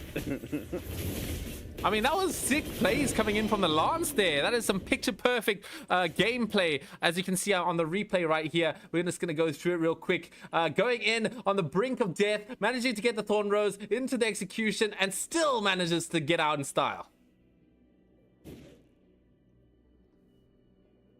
Everybody was kung fu fighting. And Lancelot was quick as lightning. Yeah. Well, you know, that's why Lancelot is banned a lot in these games. If you have it on a person who's really good at it, like Virus over here, it can feel like an absolute nightmare to play against. He's doing so much damage while he's being like immune to everything. We do see they got invade onto the blue buff. The second roar of the match is up. Will Madagascar be able to get the zone here? We do see the Sanguine Claws coming in from Sicilian, not being able to pull Madagascar together. Indeed, as we're now looking, as you said, just that Lord is being taken. I think there's a bit too much zoning coming in from Yala Skip. It's going to be very difficult to penetrate that defense of Bunny right there. You can't walk past him. Or her, I don't know what gender this person is. Sorry, let me just quickly mute you. Okay, no worries. We can hear a Scarpy is getting Scarpy's got a little bit of a party going on in the background there. But no, it's not me. It's not me. It's right. Yeah. All right. As now we're looking at the Lord charging down that bottom tower here. Bunny on that front line, not giving a toss about any damage that they're throwing at him. So. And a red buff as well, so they're preparing to go for a pretty big push here. They're looking for probably an ending angle. Their late game is still good on the side of Yala Skip though. You know, you've got the Beatrix scaling, you've got the Lancelot, so they're not too worried here. They've got all the things set in plan set in motion. They should have a lot to fall back on. So if this doesn't work out, it shouldn't be the end of the world. But it will be the end of the world for the side of Madagascar if they cannot defend this. As we're now looking at the Lord has taken down the turret. There's the first kill going to be P Diddy taken out. We're going to see the Lord charging down onto the crystal. Are they going to be able to finish this one up? Nice petrify coming in from Swaku. Is it going to be enough to win the team fight for them though? I don't think so. But they still managed to take down Bunny at least. There's going to be a monster kill coming onto that Natan. That's no more marksman to defend the base with. That's pretty catastrophic with the side of Madagascar. 4v3 right now. Feathered airstrike with the flicker to try to safety here, but here comes Virus looking for that backline. Phantom execution out. I don't know if they're going to be able to end this one. It took a bit of deaths, but they've managed to defend it for now. Yeah, it was a 2-for-1 exchange, but look, I am going to give it to Virus. Virus is very clutch on this Lancelot, but Yusong going for the engagement onto CC. Oh, the Thorn Rose coming in from Lancelot onto Badog, the first crack coming onto RSQ. Kun, but CC is able to second skill over the wall. The Black Dragon form has been committed defensively. 1 HP, Yala skip. They will allow this next minion wave to come through. This is potentially an ending angle for them as we do see the Batsby's coming in from Decivian. Oh yeah, nice moves coming in from Virus once again, sort of weaving in and out of the fight. As yeah, I mean they're holding up. They are holding out on Madagascar. They have a decent amount of base defense to work with. I mean, look, the next objective is 30 seconds away. I mean, it's going to be the 16-minute mark, Lord. Only one tier 1 turret taken down for the side of Yala skip. If Madagascar is going to turn the tide, if they get a clutch play, I mean, it's a very long way for them to go through to get to the tier 3 turrets. Now we're looking at again Virus coming in on the middle lane. They're looking for a little bit of a fight. I think Madagascar, they need to get out somehow here. They don't really want to lose anyone because they're getting caught outside the base. This is the worst case scenario here. We're going to look at Lancelot once again with the punctures, getting the legendary kill onto P Diddy's back. That's what you call back shot. I'm not going to say that.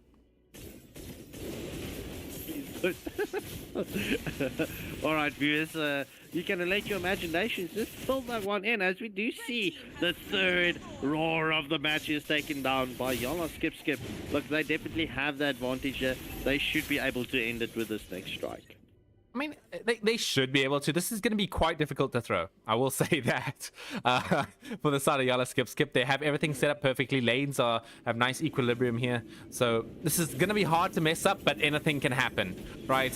They've got a decent lineup, as I said before, to sort of defend a base with. Here comes the Black Dragon form coming through. Is he going to get that nice Petrify combo again? That's what's going to start on for the side of Madagascar. Lord is already quite far in the middle here coming through. There's the Petrify coming down onto 2. Is it going to be enough? Vashira is going to get the kill onto Bunny. That's a good start so far. Swiki gets taken down though. Nabira's passion onto everything. Nice appraiser strats, but it's not going to be enough. The base is getting taken out quite early here. We're going to see 2 people getting taken down on the side of Madagascar. No fist crack available, and it's a double kill for this Beatrix here. Immortality picked up by the Lancelot. They can just rush down the base as the game will be over with Yala skip taking the first game in this series. Victory! Yala skip, not easing off on the pressure that they put onto Madagascar from the start. That just came through and it finished off. Virus picking up the MVP. 8-0 and 9 with the Lancelot, right? GG's well played. I mean, this was a beautiful match. My question is Madagascar going to respect Yala skip, and will we see that coming into the next drafting phase,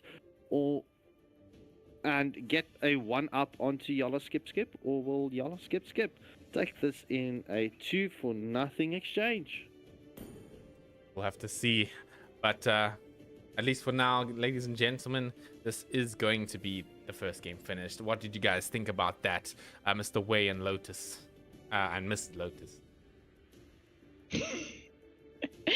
Well, to be honest, that game was not the way I was expecting it to go, because I know that Madagascar is a very strong team, so I was expecting a bit more of a fight. But the thing is, Yala skip just knew who to target and when to target them, and then Nathan did not have a good game in that match. Okay, I see I'm the only one with a camera on here. I see how it is, guys. Oh, we were doing cameras now. Oh, my bad. I'm camera shy. My bad. Jeez. No, I was a bit late to the party anyway as well. We need to show off our tie. Oh, Scorpy, where's your tie? I just took it off. My bad. No, Look, man. It's not that far. It's not that far. Okay, Scorpy, teach us how to do a tie right now. Let's show us the tutorial here. All right. So first you're going to start with the short noose, or the short side, the small side. Wait, let me just pick off. Let me just take the dog off, right? Oh yeah, Lotus, you definitely need to learn how to tie a tie, right? Because it's either going to be Getz or Don Ryo who's going to get it. That you need to tie it before work, right? So the short side or the small side to the left, right? You're going to take the big end. You're going to loop it over. Let me just straighten it out. Loop it over, right? Under and over and through the middle, right? Thereafter, you're going to bring it around, under, and we're going to bring it over and through. And ladies and gentlemen, that is how you tie a perfect tie. Look at that. Okay. Let me Send just, me the YT link. Oh there my you lord. go. That's pretty That's a good. perfect triangle. That looks pretty good, That's Scarpy. pretty good. That looks pretty amazing Yeah. there. I've even put you on full screen there so that everyone could see it up nice and close. Come and tune me again about my ties. Come on, gents and ladies, keep your sass to yourself. Fiend. Well, anyway, ladies and gentlemen, that was a pretty hype game. I didn't get your opinions of the game, Mrs. and Miss Lotus and Wade. I did give my opinion, but okay. Oh, I just forgot about it. I'm so sorry, actually.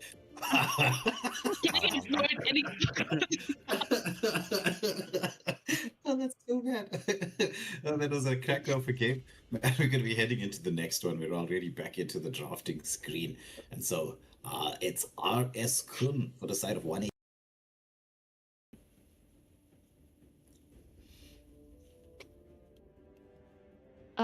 RS couldn't did sorry, my bad. Very well on the CC in the previous match, so some good team plays coming out from the side of Yala Skip Skip, and they just also had the CC to deal that extra damage that was necessary. Just being a pain to the side of Madagascar, but 1-1 getting to be the first ban, and Lancelot immediately getting the respect he deserves from the side of Madagascar. Yeah. The virus on that Lancelot was absolutely broken. So it looks like that definite respect ban coming through. It's not just a respect ban. Lance in this current meta is one of the deadlier junglers. I see you guys are handling the draft nicely here. Remember that I They cast call the me next a one. hero because I Your saved my team is nation from banning. falling apart. Okay. And then we'll swap. Okay, I mean, you guys are doing a pretty good job so far. But yeah, Scarpy and I, what do you think, Scarpy, of these bands? Madagascar definitely respecting the Lancelot. I mean, at this point, Madagascar going for the 2 of the top 3 heroes that any team should contest for, especially as a first pick. So currently, it's a good 2 bans from both sides. I don't understand the 1-1 hate, but yeah, look. Let me not go on about it. I mean, 1-1 gets nerfed on every patch, and then she even gets banned out as Uranus is the follow-up from the side of Yala Skip Skip. I just want to talk about something that Wei said earlier, where you don't want to pick XP early. I think I disagree with that. I think, yes, I know that EXP lane is very important in this meta, but that's why people are picking it early, right? Because there's such strong EXP laners that are up for grabs, so you need to first pick these heroes. So that's my opinion. It depends on whether it's going to be one that can be easily hard counted, like a Yuzong, for instance. If you're going to go for a Yuzong pick early, there's potential to get that Yuzong counted, and then it's difficult then for the Yuzong to make rotations to do what they need to do. But if it's something that's like so strong right now that you don't really care, because there's not much to counter it, then by all means. Need no protection. And we're now looking at Kubo picking up that Zetian, Zetiano, Ronaldo. See. Let's go! Captain Streets, to answer your question, why am I so formal? I got home late from work, and well, I work in suits, so it is what it is, unfortunately. But nonetheless, Kubo picking up the Zetian, and Peter is back, removing a box here from the side of Yala Skip Skip. Now my question is Yala Skip Skip, they are not conventionally the team that goes for a full tanky lineup, so my question is going to be, is the Baxia going to be viable against Yala Skip Skip if they don't go for that tanky lineup? As we do see Gambit does pick up the Granger, and RS Kun coming in with the Khalid, so we will see that flying numbers and the prayer coming in from Khalid. Wait, is that Gambit? I can't see his username. So okay, that is Gambit. Yeah, I mean, Gambit was the jungler for Mavericks when they were in Let's go. fruition. Your So I'm team surprised to is see him on the banned. goal lane. I've only realized that now. Interesting enough. But anyway, Madagascar coming in with the classic Granger counter of that Irithel. I mean, you were asking it for it in the previous match. Now my question is, right, is Granger really a hero that you want to pick up in the first phase of the drafting phase, especially if an Irithel is still open? We've seen some Grangers win against the Irithel, but so it's playable. But on paper, just the way the two heroes interact with each other, Irithel has the major advantage. So I mean, high mobility, and well, bro, she does have that armor buster as well. As we do see, Larry NB does remove Hayabusa. Hayabusa. Is it worth banning out? I feel like you're not worried about a Hayabusa if you have a Basha. If we're going anything off of what we saw in some of the early games played tonight, the Basha does such a good job of ruining a Hayabusa's game. Your And it team will is soon be a banned. burial ground. Lapu getting removed from the equation from Madagascar. Lapu, look, Yana skip definitely hard focusing onto the XP laner here. That's CC, Uranus, and a Lapu, as we do see Zyland removing the Kalia from the equation. Are they going to quadruple it down? We're going to see a 4th EXP ban, or a lot maybe, coming through. Well, let's see. If they going hard focusing the XP, that means Khalid will Okay. be playing XP and Mogram. There we go. Glue. Done. Out. Yeah, I think Khalid is XP, right? Because Bunny is their roamer. So I mean, unless they do a swap, but I think that's what they sort of want to run here. Is that Khalid EXP? We're gonna see Larry and B picking up Mr. Ling Ling. Look, a very good combination with the Khalid is actually a Gatagacha, in my opinion. I mean, so if they can pick up the Gatagacha, that could be a great combo. Value in Or Always on the way. Virus picking up Sure. Fredrin and Ooh. Bunny picking up Matilda, an ultimate combo. I mean, Fredrin with the guiding, the Matilda airwaves, the guiding winds. It's a classic combo. It's a combo we haven't seen in a minute, bro. It's really nice here with the Khalid as well. You know, these heroes like to commit all in engagements. They like to go throw everything at the opponent, and then, you know, they get stuck. You know, they go in with everything. The fight starts to get hard. They have nowhere to get out. Matilda just immediately fixes that problem with the guiding winds, as you just said here. But they're gonna respond with a Lucas. Pretty good pick. You know, it's quite safe of an EXP coming through from the side of Jian over there on that Lucas. So I'm not a hater of it. I think it should have a good time against the Khalid as well. That flash combo does interrupt him when he's going to pray to Allah. I mean, look, bro, currently, if I'm looking at the two drops, right, one side I am going for Yalla skip, and on the other side I'm going for Madagascar. It's difficult for me to pick a favorite in this combination. So, ladies and gentlemen, we are heading into potentially the final match of the evening. It is match point for Yala skip.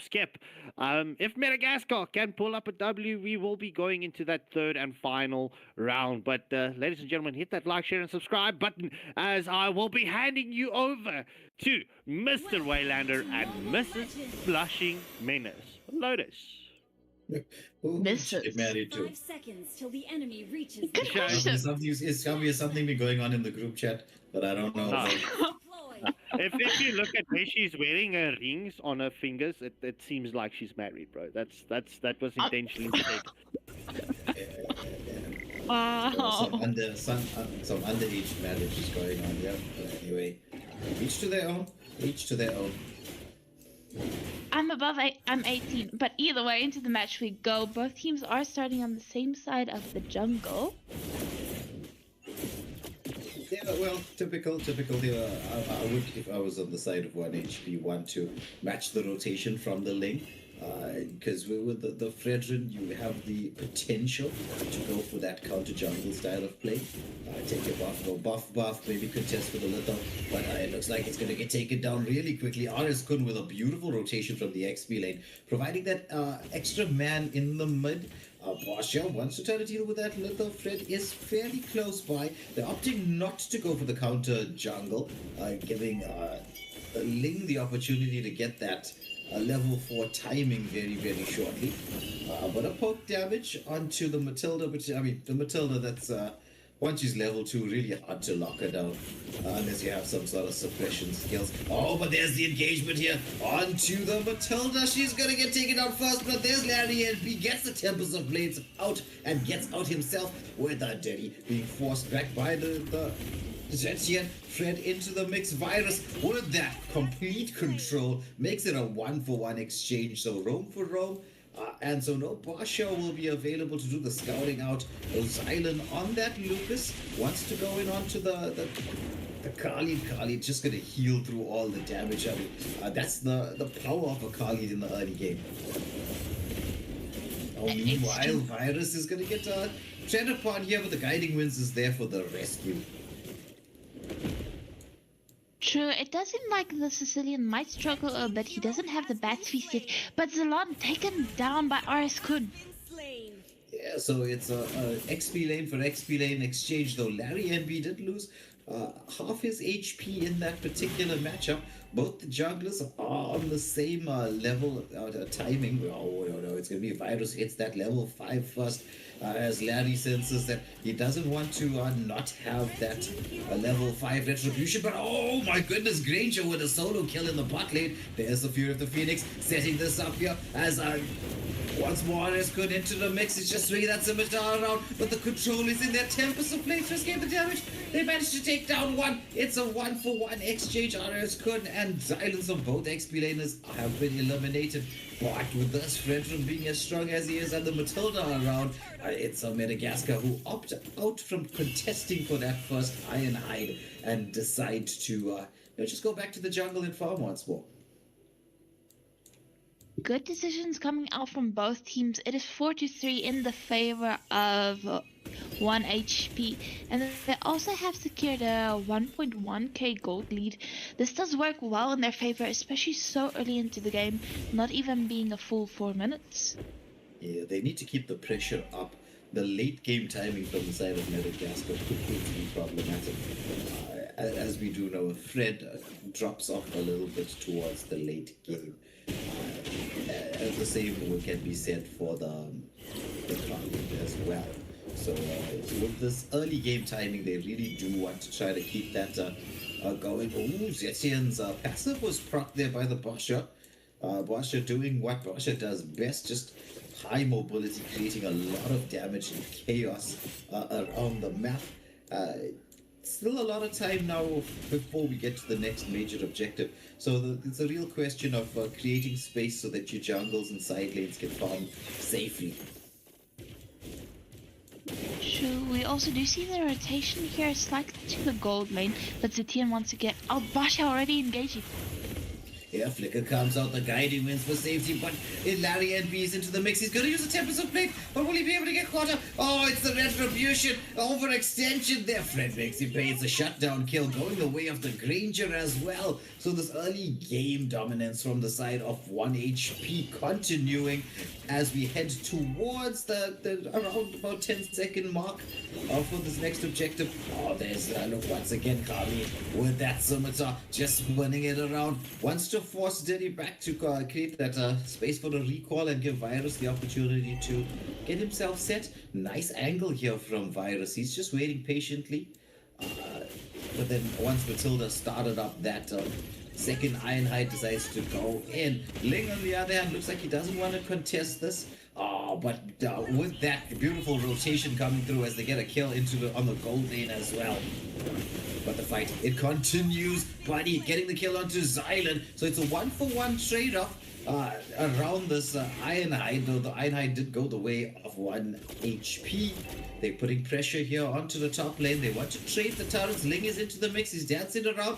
Throws out a couple of dashes onto the But Khalid has that mobility to escape. Oh, there's a retribution. Will Ling go in under the turret? He is gonna go in, but oh my goodness, that prayer coming through just in time. God will save, apparently, and he did. Circling Eagle from the Matilda for Fury of the Phoenix as a counter response, but they managed to take down Abasha. The action just continues all over the map. Once again, here around the turf. So, Matilda taken down as well as the Basha still taken down. Sorry, my bad. Yeah, that was a lovely camp out there from the side of Madagascar. But once more Fredrin into the mix, he's just engaging that constant CC appraisers rap comes down, takes out the Lucas. The Lon is struggling a lot in this game already with the 0-5-3. We will be seeing Granger taking down this bottom first tier turret, just equaling out the map control, and 1 HP still has around a 2k gold lead. Yeah, well, they've got the map control a little bit in their side, I would say, having the tier 1 turrets take it down on both the side lanes. It's just this mid lane, so you can see the battle for the mid lane control. Oh, but there's the engagement here onto the Matilda. She's got that guiding winds just to disengage. We're heading to the 10-second mark for the next major objective, which will be the third and final Ironhide. But once again, Madagascar, they do not want to set up for the contest. They're opting to take what I would say is the much better route, which is the safer route in this particular matchup, knowing that they need the late game in order to come online. But Fredrin, once more, ceasing everybody up. There's the Fury of the Phoenix going through, but Lucas, he's got that beast form out there. Pops that unleash the beast. Fredrin takes so much damage. The shutdown goes the way of the Link. Erithel, she's into the backline. She's starting to dish out the damage, really starting to hurt. It's going to be a 3-for-nothing exchange. They want to chase down Gambit. He wants to get a return kill, but no, he's taken down himself. Carly going in onto the Basha, but he's going to get CC'd up. Lucas, can he survive this? The Sanguine Claws. It's going to be the Flicker Sandstorm just to escape. And that's a 4-for-nothing exchange going the way of Madagascar. They timed that counter engagement so well. And so with that, they should open up the map with this tier 1 mid lane turret. That was beautiful coming out from the side of Madagascar, but the engagement once again continues here around the blue buff, poking each other, but do they want to commit? This is what we were talking about. You have to be careful of the timing. As Lucas into the mix once more. There's the 10% flame. Knocks up that Fredrin. Now he gets taken down as Ling manages to disengage the Bats. He's doing so much damage. But no, it's the gun. He's swinging around onto the Basha. But Basha's like, no. I've got my shields up. I'm just going to use it to crash into you. As it's a 2-for-1 exchange overall. Going in the favor of Madagascar. And that gold lead that you were mentioning earlier, Lotus, has swung completely in the other direction. That is true.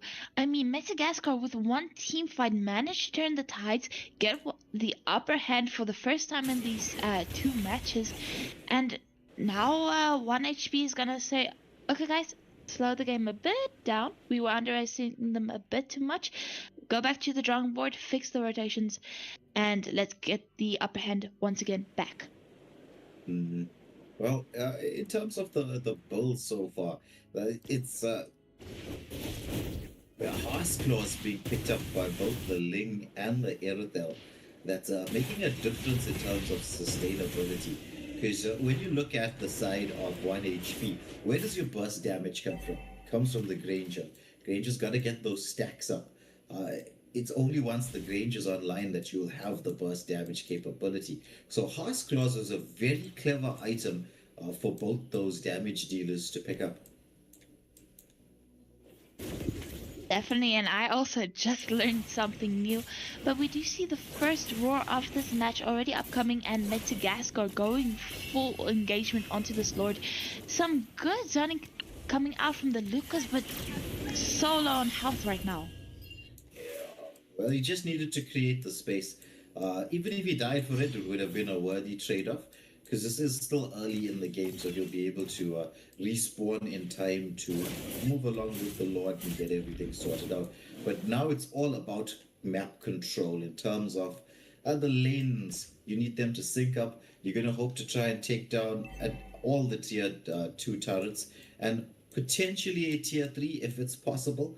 But it comes down to this, like the decision making into how you're going to deal with your lanes. Agreed, but it does seem like Yellow Skip did scout out the Basha. He's taken quite low, but this virus and Matilda combo is so beautiful. Oh, it's Irothel gets the kill there. There's a circling eagle onto the Irothel. She's trying to escape. Fury of the Phoenix. Lucas turns around. He's trying to keep everybody safe. But oh, the link. Larry NB into the backline. Tempers of Blade. Just to style a little bit. And this should be the tier 1 turret being taken down. Though Lucas, he's taking a bit of damage from the turret. Needs to wait for the wave. A tier 2 has dropped on the bot lane. We should see the mid lane fall with this wave as well as the top lane. So in terms of what Madagascar wanted, objective achieved. They've taken out all of the tier 2 turrets, popped the shields, or almost all the shields, and gotten that bot lane turret almost. It's like, ooh, if somebody was there with it, they could have actually gotten a tier 3 turret. I mean, so close, but it's not gonna take too much effort to take it down. So, but the side of Yellow Skip, they would definitely want to defend these inhibitor turrets. With the next objective in around 65 seconds, there is some a lot of time. With the pace is gonna be a bit slower. Both teams are gonna try to farm and gain control over team fights, pokes, and keeps control over the lanes. True. Very, very true. Though, at this moment in time, it's all about funneling the farm to the Granger. If you're on the side of 1 HP, you need that Granger to come online, build those stacks up, and be able to dish out the damage from range. Because he only really truly has to worry about the Ling with the backline dive, and once he gets that Wind of Nature up and running, it could be a game changer of an item. Let's see if he's building towards that. I think he is, or maybe he's going for that anti-heal. There's the Tempest of Blades onto the Matilda. Matilda engaged upon by the Lucas as he manages to get the kill. They're continuing this fight. Granger is taken out. It's a double kill for this Lucas. He's gonna go in for even more. This is going to be the continuation of the fight. Link into the mix there. God, he somehow almost managed to escape, but it's Cecilian with the Bat's Feast coming through as we see the tier 3 turrets falling. One on the bot, one on the top. Is this going to be an ending angle? There is a minion wave coming through. It's a few seconds there before Bunny is into the mix. Erathel trying to get something done. Oh, Lucas, he gets stunned up, but no! It's gonna be game going the way of Madagascar. And evening the series out, I knew we were expecting a cracker of a game when we saw the Wheel of Fortune give us this. But this is exceeding expectations. I definitely agree with you there. I mean, in the early game, I really thought we were gonna see a 2-0, but then Madagascar came clutching it out, taking that team fight. I think it was around between 5 and 8 minutes, and they turned the entire game around. And 1 HP didn't have an answer really. They did not. It all came down to that mid-game power spike, shall I say. It's all about the mid-game power spike. We knew that going into the draft, Madagascar had to be very careful. They did try to go for a little bit of an early game pressure. They tested the waters. They saw that this was not going to go their way. And then you notice the decision making, how quick and how on point it was. They decided to not contest for the neutral objectives, not contest for those turtles, for those iron hides. And look at how it paid off. Yes. But what did Rika and Skopskinkle think of that game? Rika, you want to go first, bro? No. Okay. All right. So yeah, look, I definitely didn't expect it to go the way of Madagascar, but yeah, look, it was a close match in the early segments of it. But Madagascar just getting that revenge in the end from the mid to late stages and not allowing the Granger to get fed on. Well, we're into the third and final match. It's this drafting phase. We don't get to hear Rika's opinion about that match. Yeah. You don't need our to. referee's got our referee seems to have some fast fingers. Maybe looking at the match, it's like, I want to play too. Maybe Come he's on, come a on. maybe the ref is a Let Lancelot them player. play the hero. Yeah, maybe. That's who this world desperately needs. So the All user right. ban coming out straight off the bat for the side of Madagascar. And the follow-up being the 1-1 for the side of 1 HP. Even with the nerfs and all the how you could say this, the changes that's made to 1-1 are still in this current lineup very, very strong, or in this current meta very strong. It's due to those tankier XP laners. Makes it a little bit easier to set that crossbow tank. Definitely. I don't know much about 1-1. All I know is Moonton hates her and the players hate her even more. But Hayabusa also getting banned out from the side of Madagascar. Do you think Hayabusa is still a valid ban? Still one of the stronger junglers. You're looking at your Hayabusas, your Lancelots, your YSS. I would put them in my top 3 of the current strong jungles. Based on the patches, the updates, and the notes, etc. So it's still worth the respecting. Touche. And Basha also with that Tortoise Poissons getting banned out from the side of 1 HP. Larry B getting the next ban? Might go for... Well, I mean, the Zitian wasn't that big of a problem. You would rather go for some other pesky mages or even the XP lane, which is right now, all the XP lane fighters are in the meta right now, so you want to get those out of the way. My tail's been itching for That a real fight. or definitely getting rid of the Kalia. Kalia, even though she got that nerf to her heals, is still, because of her skill sets, she's got a decent amount of mobility, a beautiful pick-off, and well, that sustain as well that she provides, and so I think the Kalia ban from the side of Madagascar, once again clever, noticing that the Basha was banned out. So, as we call him, the Mr. Anti-Heal himself. Once he's removed from the equation, you're gonna start thinking, okay, they got rid of that. So that means they're probably thinking about going for a clear pick. Let's get rid of that ourselves. Your team For is I picking. am the invincible. True, and the hero Urine is also getting banned out, but Larry and B not waiting, immediately picking up the Lancelot. Like you said, Lancelot can be considered one of the top 3, especially with the recent patches. And Lancelot, we have seen so many good plays from this hero, even in the MSA. My nation from falling apart. Yeah. And well, you don't want to leave it in the hands of Virus once more, as we've seen Virus go wild on that Lance. That was some of the best Lance plays that I've seen. And, well, but that does leave heroes like YSS open, and the Ruby. Ruby, we don't talk about the Ruby all that much, but Ruby's a monster. That is true. I mean, we did see a triple kill or a maniac on the Ruby a few, I think it was weeks ago. Also in the MSA, and that Ruby was deadly. But the thing is, I love Ruby because of her sustainability and just that CC that she provides. Once she gets a couple of items on the line, she's such a menace. And especially with that flicker on the Fended combo, can drag people from the back line into the front line, into the midst of danger.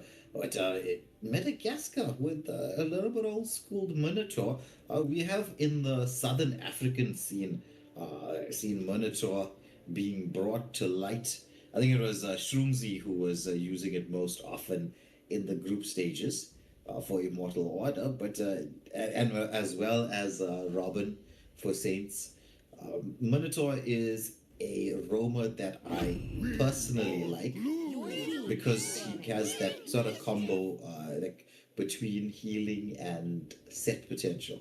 But the danger with him, obviously, is the fact that he's not the tankiest of roamers. And if you can get onto that Minotaur early on, before he gets the Flask of Oasis and Oracle combination going, he's very squishy. Your team is banning.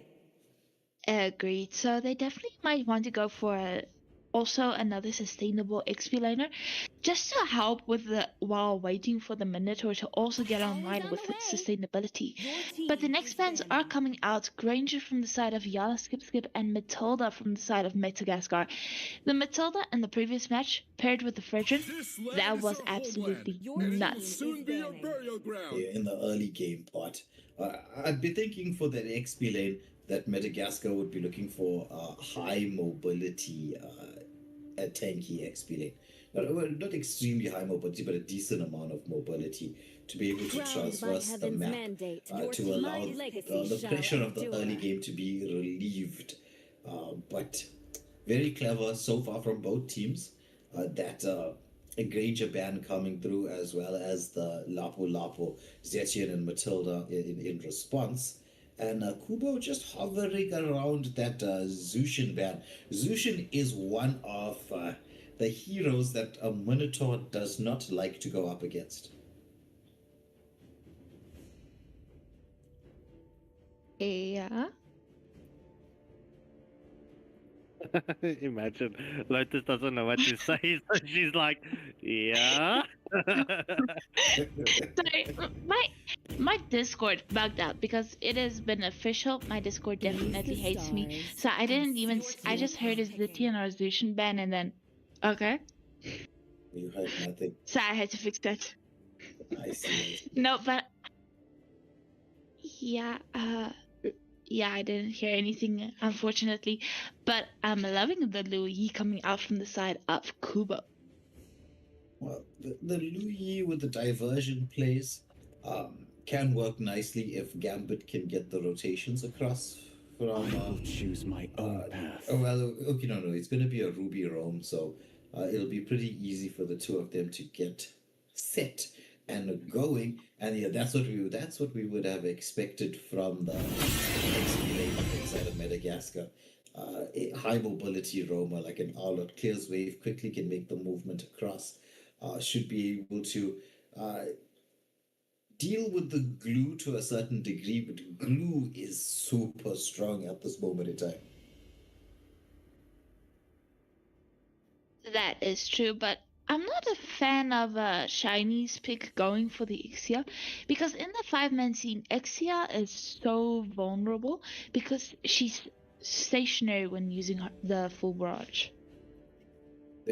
A lot's going to rely on. I think what Madagascar are thinking right now is if we wait for the mid to late game timing, we will have Minnow with that Oracle and Flask up and running. So he'll be able to sustain through a lot. And if he can get that Minoan Fury off, it could combo very nicely into the full barrage. But I agree with you. Ixia is not my favorite MM, but me having a favorite or not having a favorite MM, I don't think really makes a difference. It all comes down to how this is going to be executed.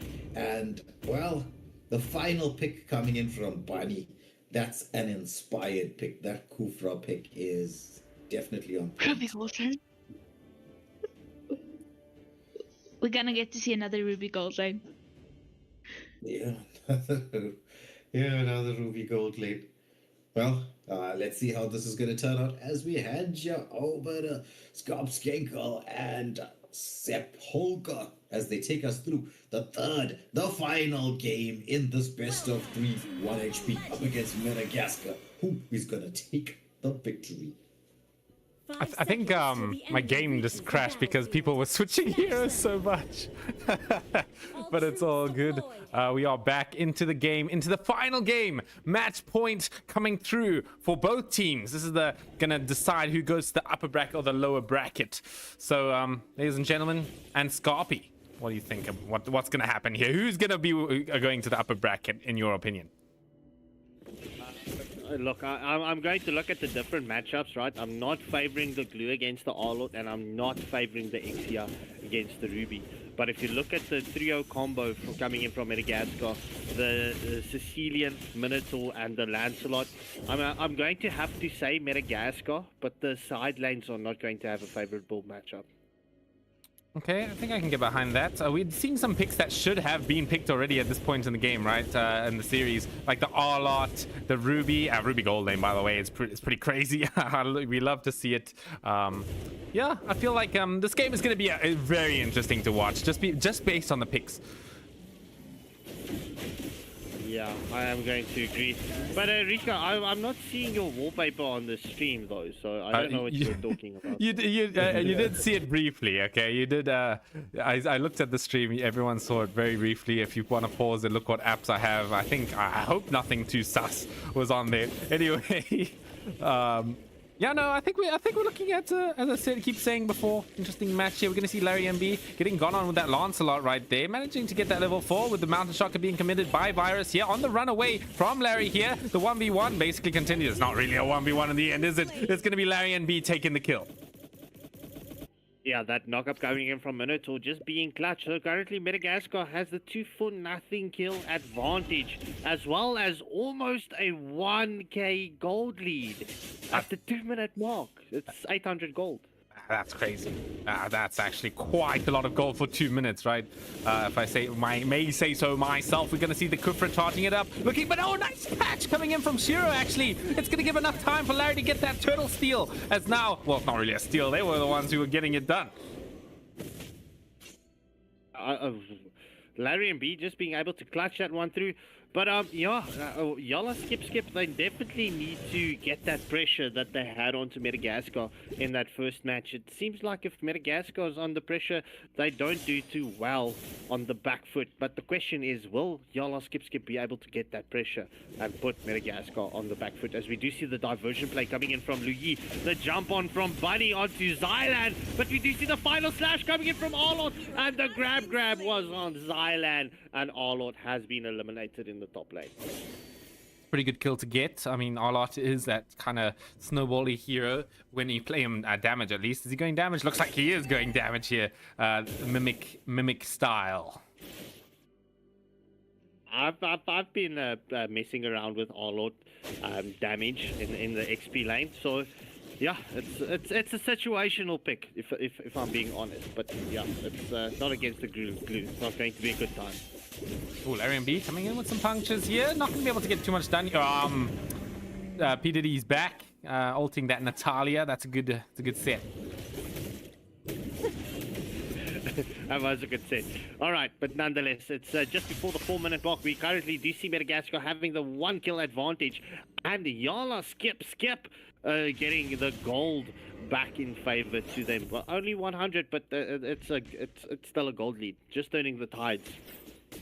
Looking at a possible gank coming in onto the bottom lane here. Kupra with the Tides Rage comes through with the Ruby follow-up. Are they going to be able to get it? There's the Offended as well, but Shiny's managing to live through the whole ordeal. We're going to see the full barrage as well being committed. We're going to try and get the Ruby here. I managed to miss Shiro getting the kill, or actually Bunny getting killed on the side there. But maybe a bit of a tower dive? No, they're not going to go that far. Yeah, the Sanguine Claws just pulling the Kufra out of the full barrage, as we do see Xylan gets taken down by the YSS. The second turtle of this match has spawned up. We will see that turtle fight coming in shortly. Ooh, but Shiny thing taken down by this Ruby solo kill coming through. Diversion play as well coming, but it's not useless because now they're going to be able to get the full stick of butter from that tower.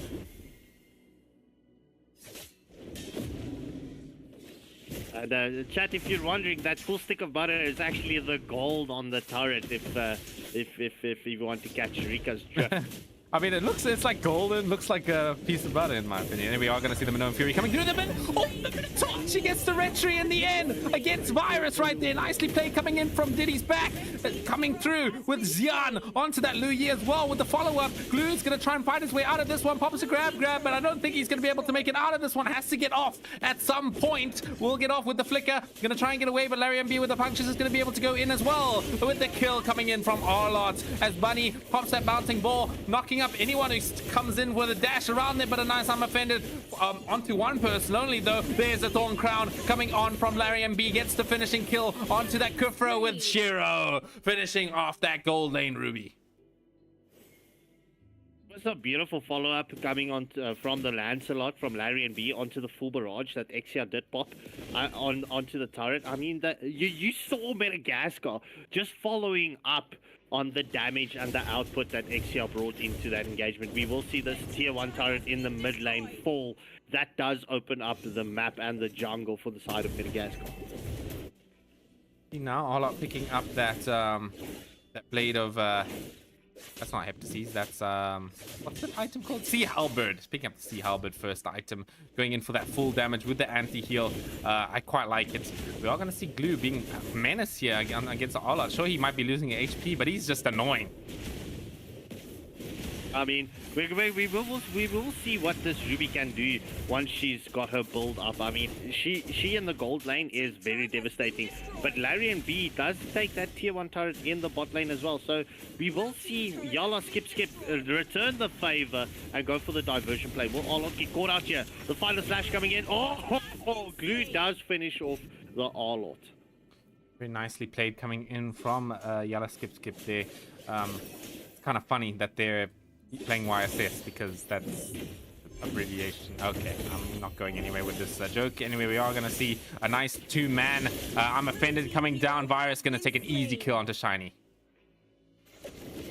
I mean, look, so we do see that Sanguine Claws coming in from Sicilian onto the Glue as well as the Kufra. Lancelot into the mix as well. Will they be able to get this? Oh, Ruby onto Minotaur, just zoning away Madagascar at this third and final turtle of the match. Red team has slain the That's good to take for the side of Yala skip. It does turn into a lot of advantage, this Stars Turtle.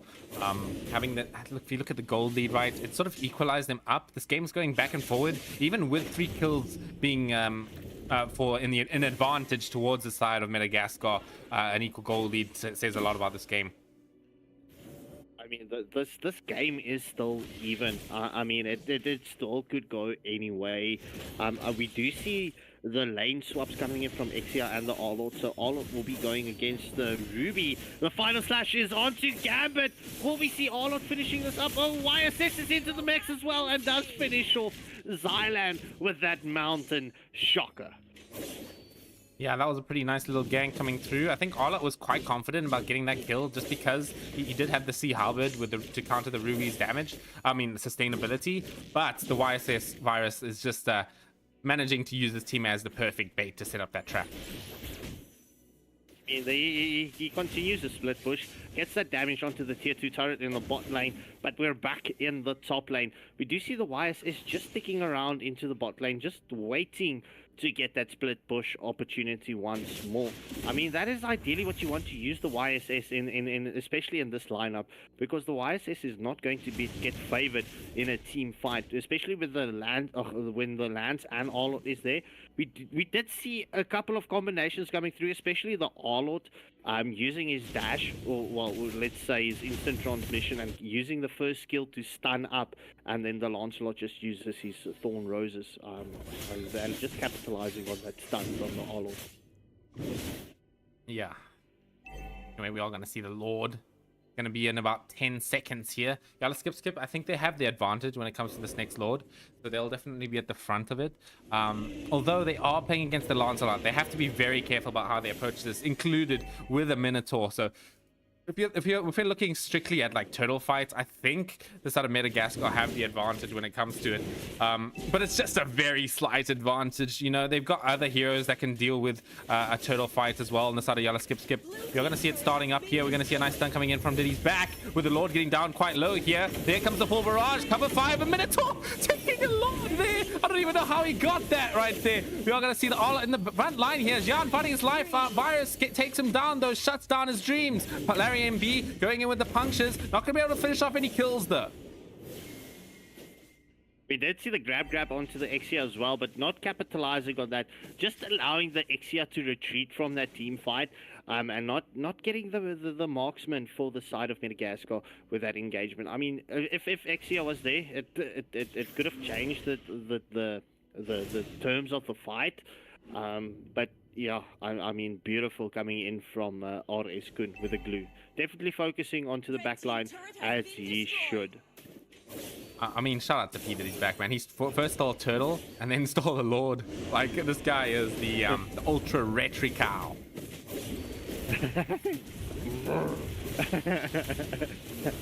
We do see the Lord or Roar going onto the tier 2 towers, just doing some damage. As we do see Bunny jumping onto 3 of Madagascar, but we do see Glue coming into the mix as well. The Sanguine Claws is onto RS Kun. Excuse me, ladies and gentlemen, I forgot to take you out of the replay screen, but we are back. It's a good thing I put that little like live thing on the side as well. Anyway, yeah, I mean, this is looking pretty rough for Yellow Skip Skip. Now the advantage has sort of been turned against them here, as we're now looking at a little bit of a gang coming in from Zion. Gonna come in with a final slash, but it's gonna pay for it. Gets a bit too greedy with his plays. Not ideally what you want to do with the R-Lord, especially if you don't have, well, the core items yet. I mean, he does have that the scythe and the sea halberd, but it's not what you need just yet to get that increased damage from him. But we do see Bunny focusing onto Shiro. The Bat Feast has been committed. YSS is onto the Minnow. Minnow and Fury has been committed. Sanguine Claws onto Gambit. We do see the split coming in from Glue, but Lancelot just pokes onto Gambit and Kubo. Okay, looking at the items real quick. YSS at 12 minutes, finishing off already. Well, Lance and YSS finishing off 3 items here. We can see this Lance going in for that hybrid tanky sort of build with some damage as well. And even if he goes for this build, he has an insane amount of damage output. Yeah, He had a pretty hectic fight. Yeah, I mean, we're looking at that full barrage coming through here. It's blowing them up, but it's not anywhere near enough damage, as it's a 4 for one trade out of all of that. I was thinking that the side of Madagascar had that with such a nicely placed full barrage. Yeah, well, bro, it was a beautiful set coming in from Madagascar, but Yala skip, bro. I mean, look, they have the better frontliners, especially with the Ruby going full damage. I'm offended could just pull the Exia from that full barrage, and that's exactly what happened. And Mountain Shocker just coming in, doing the damage and finishing up the team fight. So, GG's to Yala skip in the team fight. Now it's all about the base defense coming in from Madagascar here. They've got their lanes locked down. I think it's a really bad idea for them to sort of go and step out the base at this point. You know, they've got some decent base defense coming through. So, with the Sicilian as the prime example of what you want in your base. Minotaur as well, able to get that team fight going. So, I think they have a good defense for them. Well, let's see. It ain't over till the cookie crumbles. It is still anyone's fight. But look, if I'm going to be honest, the Yala Skip currently has the advantage now, and they should be able to capitalize with this second roar of the match. Right, well, let's see if that happens. We're gonna see that roar charging it down the middle lane right here. Gonna see that charge doing about 25% HP onto that tower. Gonna see a few punctures from Larry MB with the set coming in from Kufra. It only lands onto 1, but that just might be enough. Kufra does get punished underneath the tower though. Here comes some offended from Gambit. It does a pretty good job at controlling up the enemies here. Gonna see the YSS coming through, trying to hit the base here, but there's no minions. But the minions, they're actually coming through right now. That's gonna be a 2 versus 4 situation. I think Yala Skip might be able to do this. You're gonna see the Lancelot coming in with a patent execution, not doing anywhere near enough damage. There's the glue with the grab with the unoffended, bringing them back. This is the end of the game, Scarpy. I don't see a way out, as Yala Skip will be your victors for today. GG's well played. I mean, look, I'm going to give credit to Ruby. I mean, bro, I mentioned it in the previous engagement. You saw Ruby was his only focus point was the Exia, and getting that I'm offended, just canceling the full barrage. Well, not canceling it, but stunning the Exia on that full barrage. I mean, there you go, Gambit MVP for the side of Yala Skip. So, ladies and gentlemen, that does mean that Yala Skip will be facing off against Vikings in the upper brackets, and that means it's going to be Madagascar up against Immortal Order in the lower brackets. Whew. What an evening. What an evening. So, ladies and gentlemen, we will be having the captain of 1HP joining us on Discord now for the post-match interview. So, stay tuned.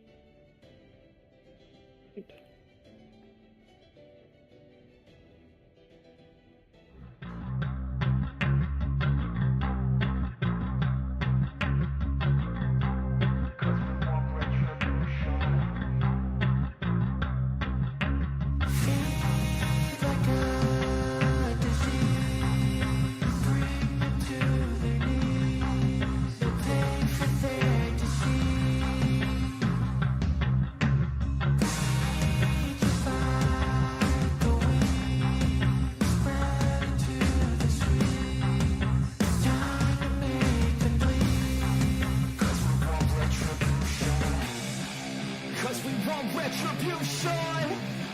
Oh yeah, we want retribution. Oh yeah, we want retribution. Oh yeah, we want retribution.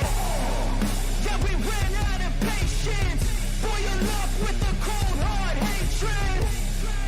I can feel the vibration. Feet in the streets, it's a new sensation. I wanna break faces on the pavement. I wanna make greatness look complacent. Adrenaline awakened, I can taste it. We can make an impact, grab and then take it.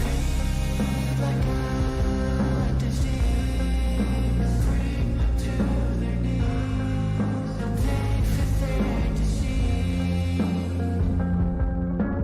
Rage is like a weed, spread into the streets. It's time to make them bleed. 'Cause we just want retribution. Let's go light up the darkness. Make true of an empty promise. With gods in the weak and harmless. Take to the streets and turn them to a mosh pit. 'Cause we want retribution. Oh yeah, we want retribution. Oh yeah, we want retribution. Oh yeah, we want retribution.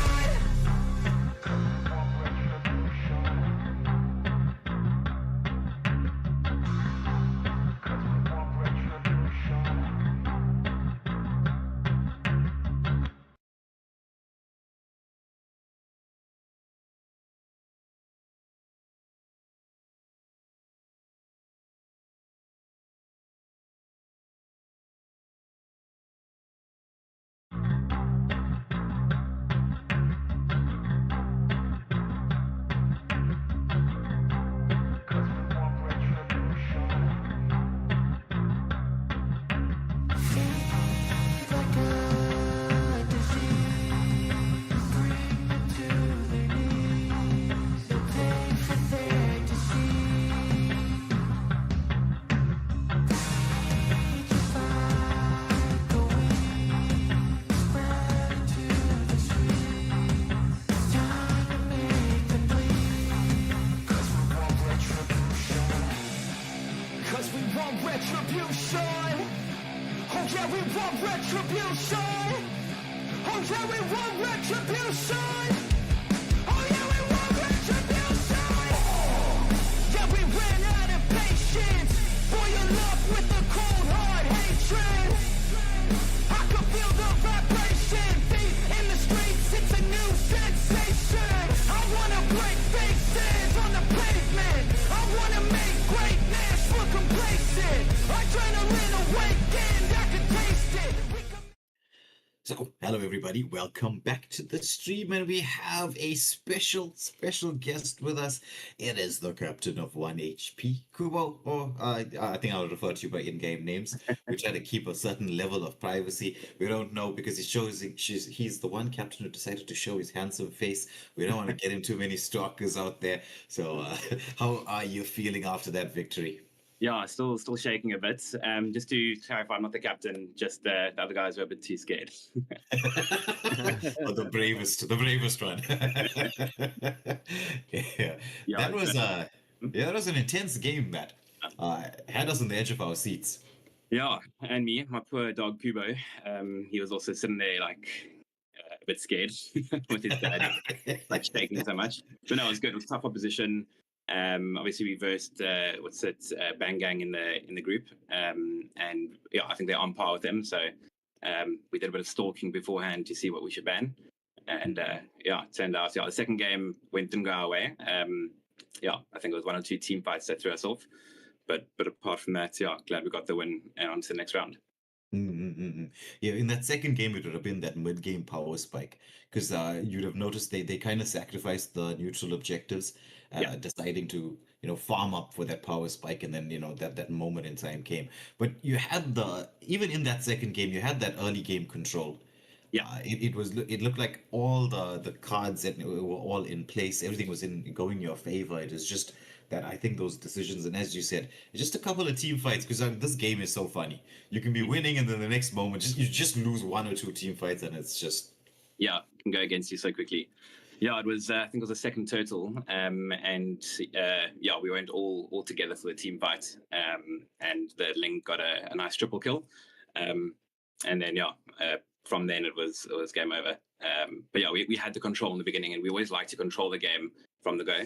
And if we don't get that, or if we lose that, it becomes difficult when you're off the back foot. Yeah. Well, your squad is one of the OG squads, shall I say, under different names over different periods of time. But the players are very, very, very well known to, I think, pretty much everybody. Because it was, I think at your height, or the most famous you ever were, was when you were called Mavericks. Yeah. The monster that was Mavericks. Oh my goodness. For any of the young viewers who weren't around when that was around, there has never been a team more dominant in Mobile Legends Southern Africa than that team for that extended period of time. I don't think I've ever seen it before. I don't think we'll ever see it again. Yeah. Good old days. I wasn't a part of it back then. Yeah, I was gonna say I don't think Kubo was part of Mavericks during that period, unfortunately. Yeah. Well, players come, players go. You have to add a build and get better. But a very strong performance from you guys in this match. What will we be expecting from you in the next game? Because I think the schedule will be out as to who you're going to be up against. So actually, Yala Skip will be facing Vikings. Yeah. Okay, cool. I think we versed them in the group rounds, if I'm not mistaken. Yeah, yes, strong team. Quite a surprisingly strong team. You think of a name like Vikings, like who are these people? This is some dark system stuff right here. But honestly, they do give us a show. They're a really, really strong team, not to be underestimated. But yeah, I mean, Kubo, how do you feel going into them? Other than what you just said, sorry, that's a bad question. I almost like the underdog tag as well. I think it's there's no pressure when you go into it, so we're going to do our homework as well on them before we go into it and be a bit more prepared, unlike the first game. Yeah. So, like Scarpy and I, we got to see quite a bit of the Vikings because we were doing streaming for the Madagascan scene there. So we featured them on the LGC and the LDS. He's gonna show us that cute little boy there. That's so nice. I love animals. Actually, I think all of us here love animals. Yeah. It's just... I find people who don't like animals to be very suspicious. I don't trust them. All right, so Kyle, just to finish Waylanders. Sorry, bro, I nearly broke your privacy there. But just to finish Waylanders sentiment, right? We've seen a lot of Vikings. We have featured them in LDS, LDC and LDS.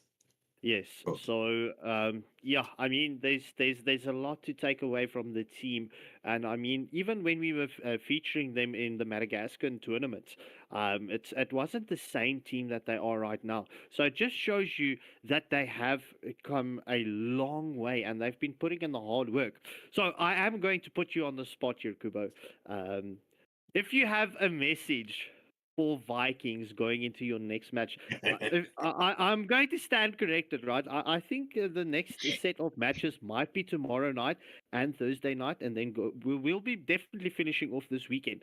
So my question is, what's your message to Vikings going in? You're muted, by the way. Oopsie, apologies. I'm going to keep it short and sweet, and I hope I don't eat these words, but good luck. I like that. I like that. I like that. I mean, it's always good to have that little bit of banter before you go into a matchup like this. It takes a bit of the pressure off the edge of the whole situation because we are heading into the upper brackets and we've got two absolute cracker games coming through. I mean, is you guys up against Vikings, and it's same dynasty in the mix, as well up against, I'm gonna say this properly, right, so they don't jump on me. Fantasy. There we go. So yeah, Kubo, just the rest of the upper brackets. I mean, it is monster teams, and like you mentioned, I'm going to be honest, right? 1 HP is currently the underdogs. When it comes to the rest of the teams, so and we all love underdogs.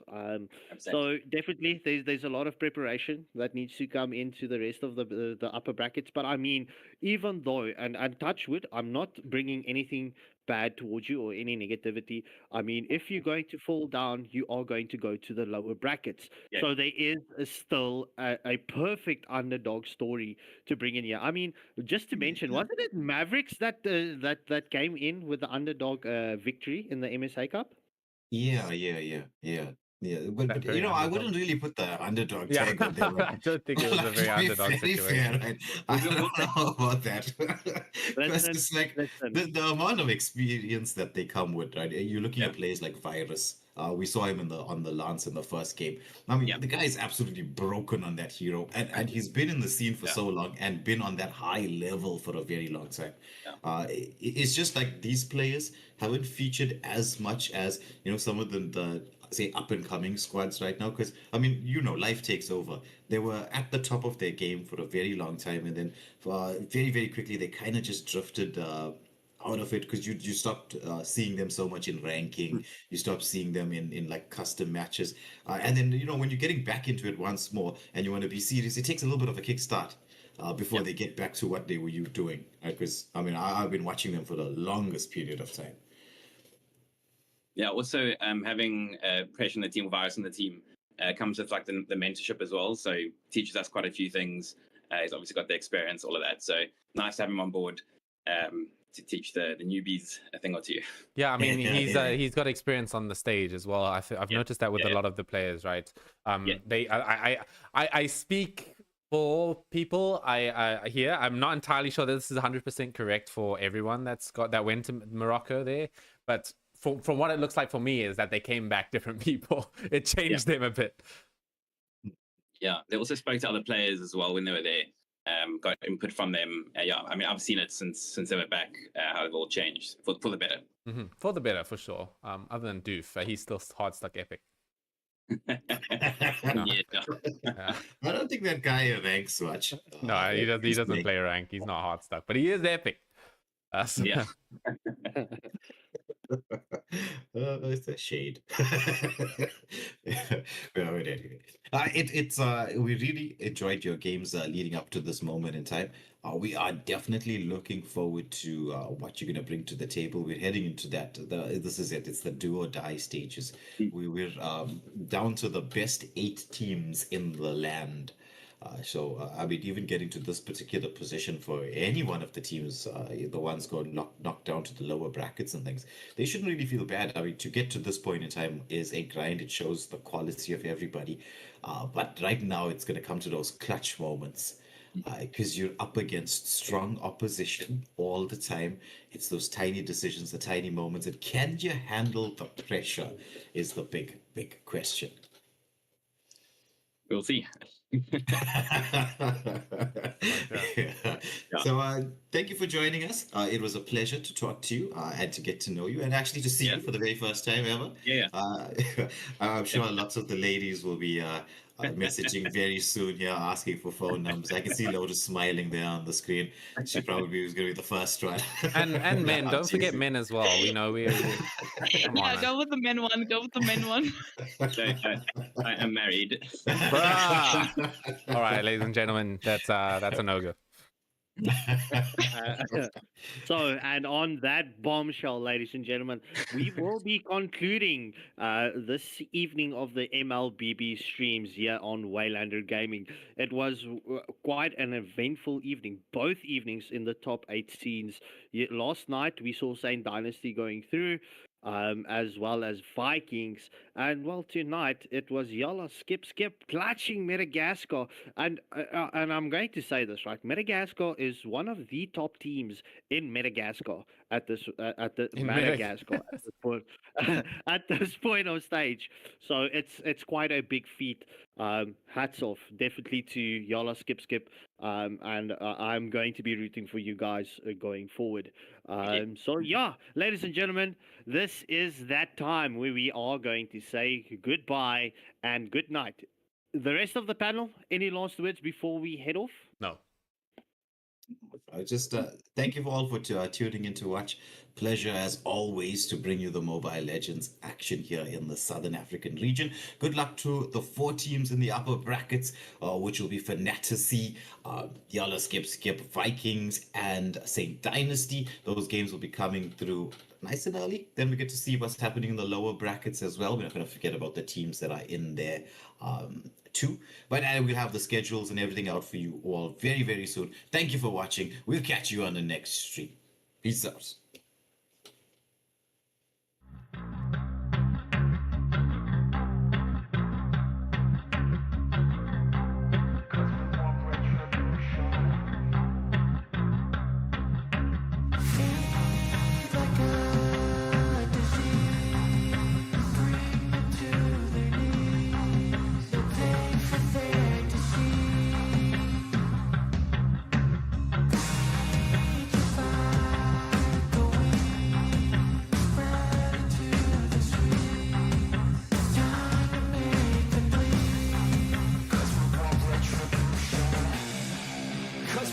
Retribution! Oh yeah, we want retribution! Oh yeah, we want retribution!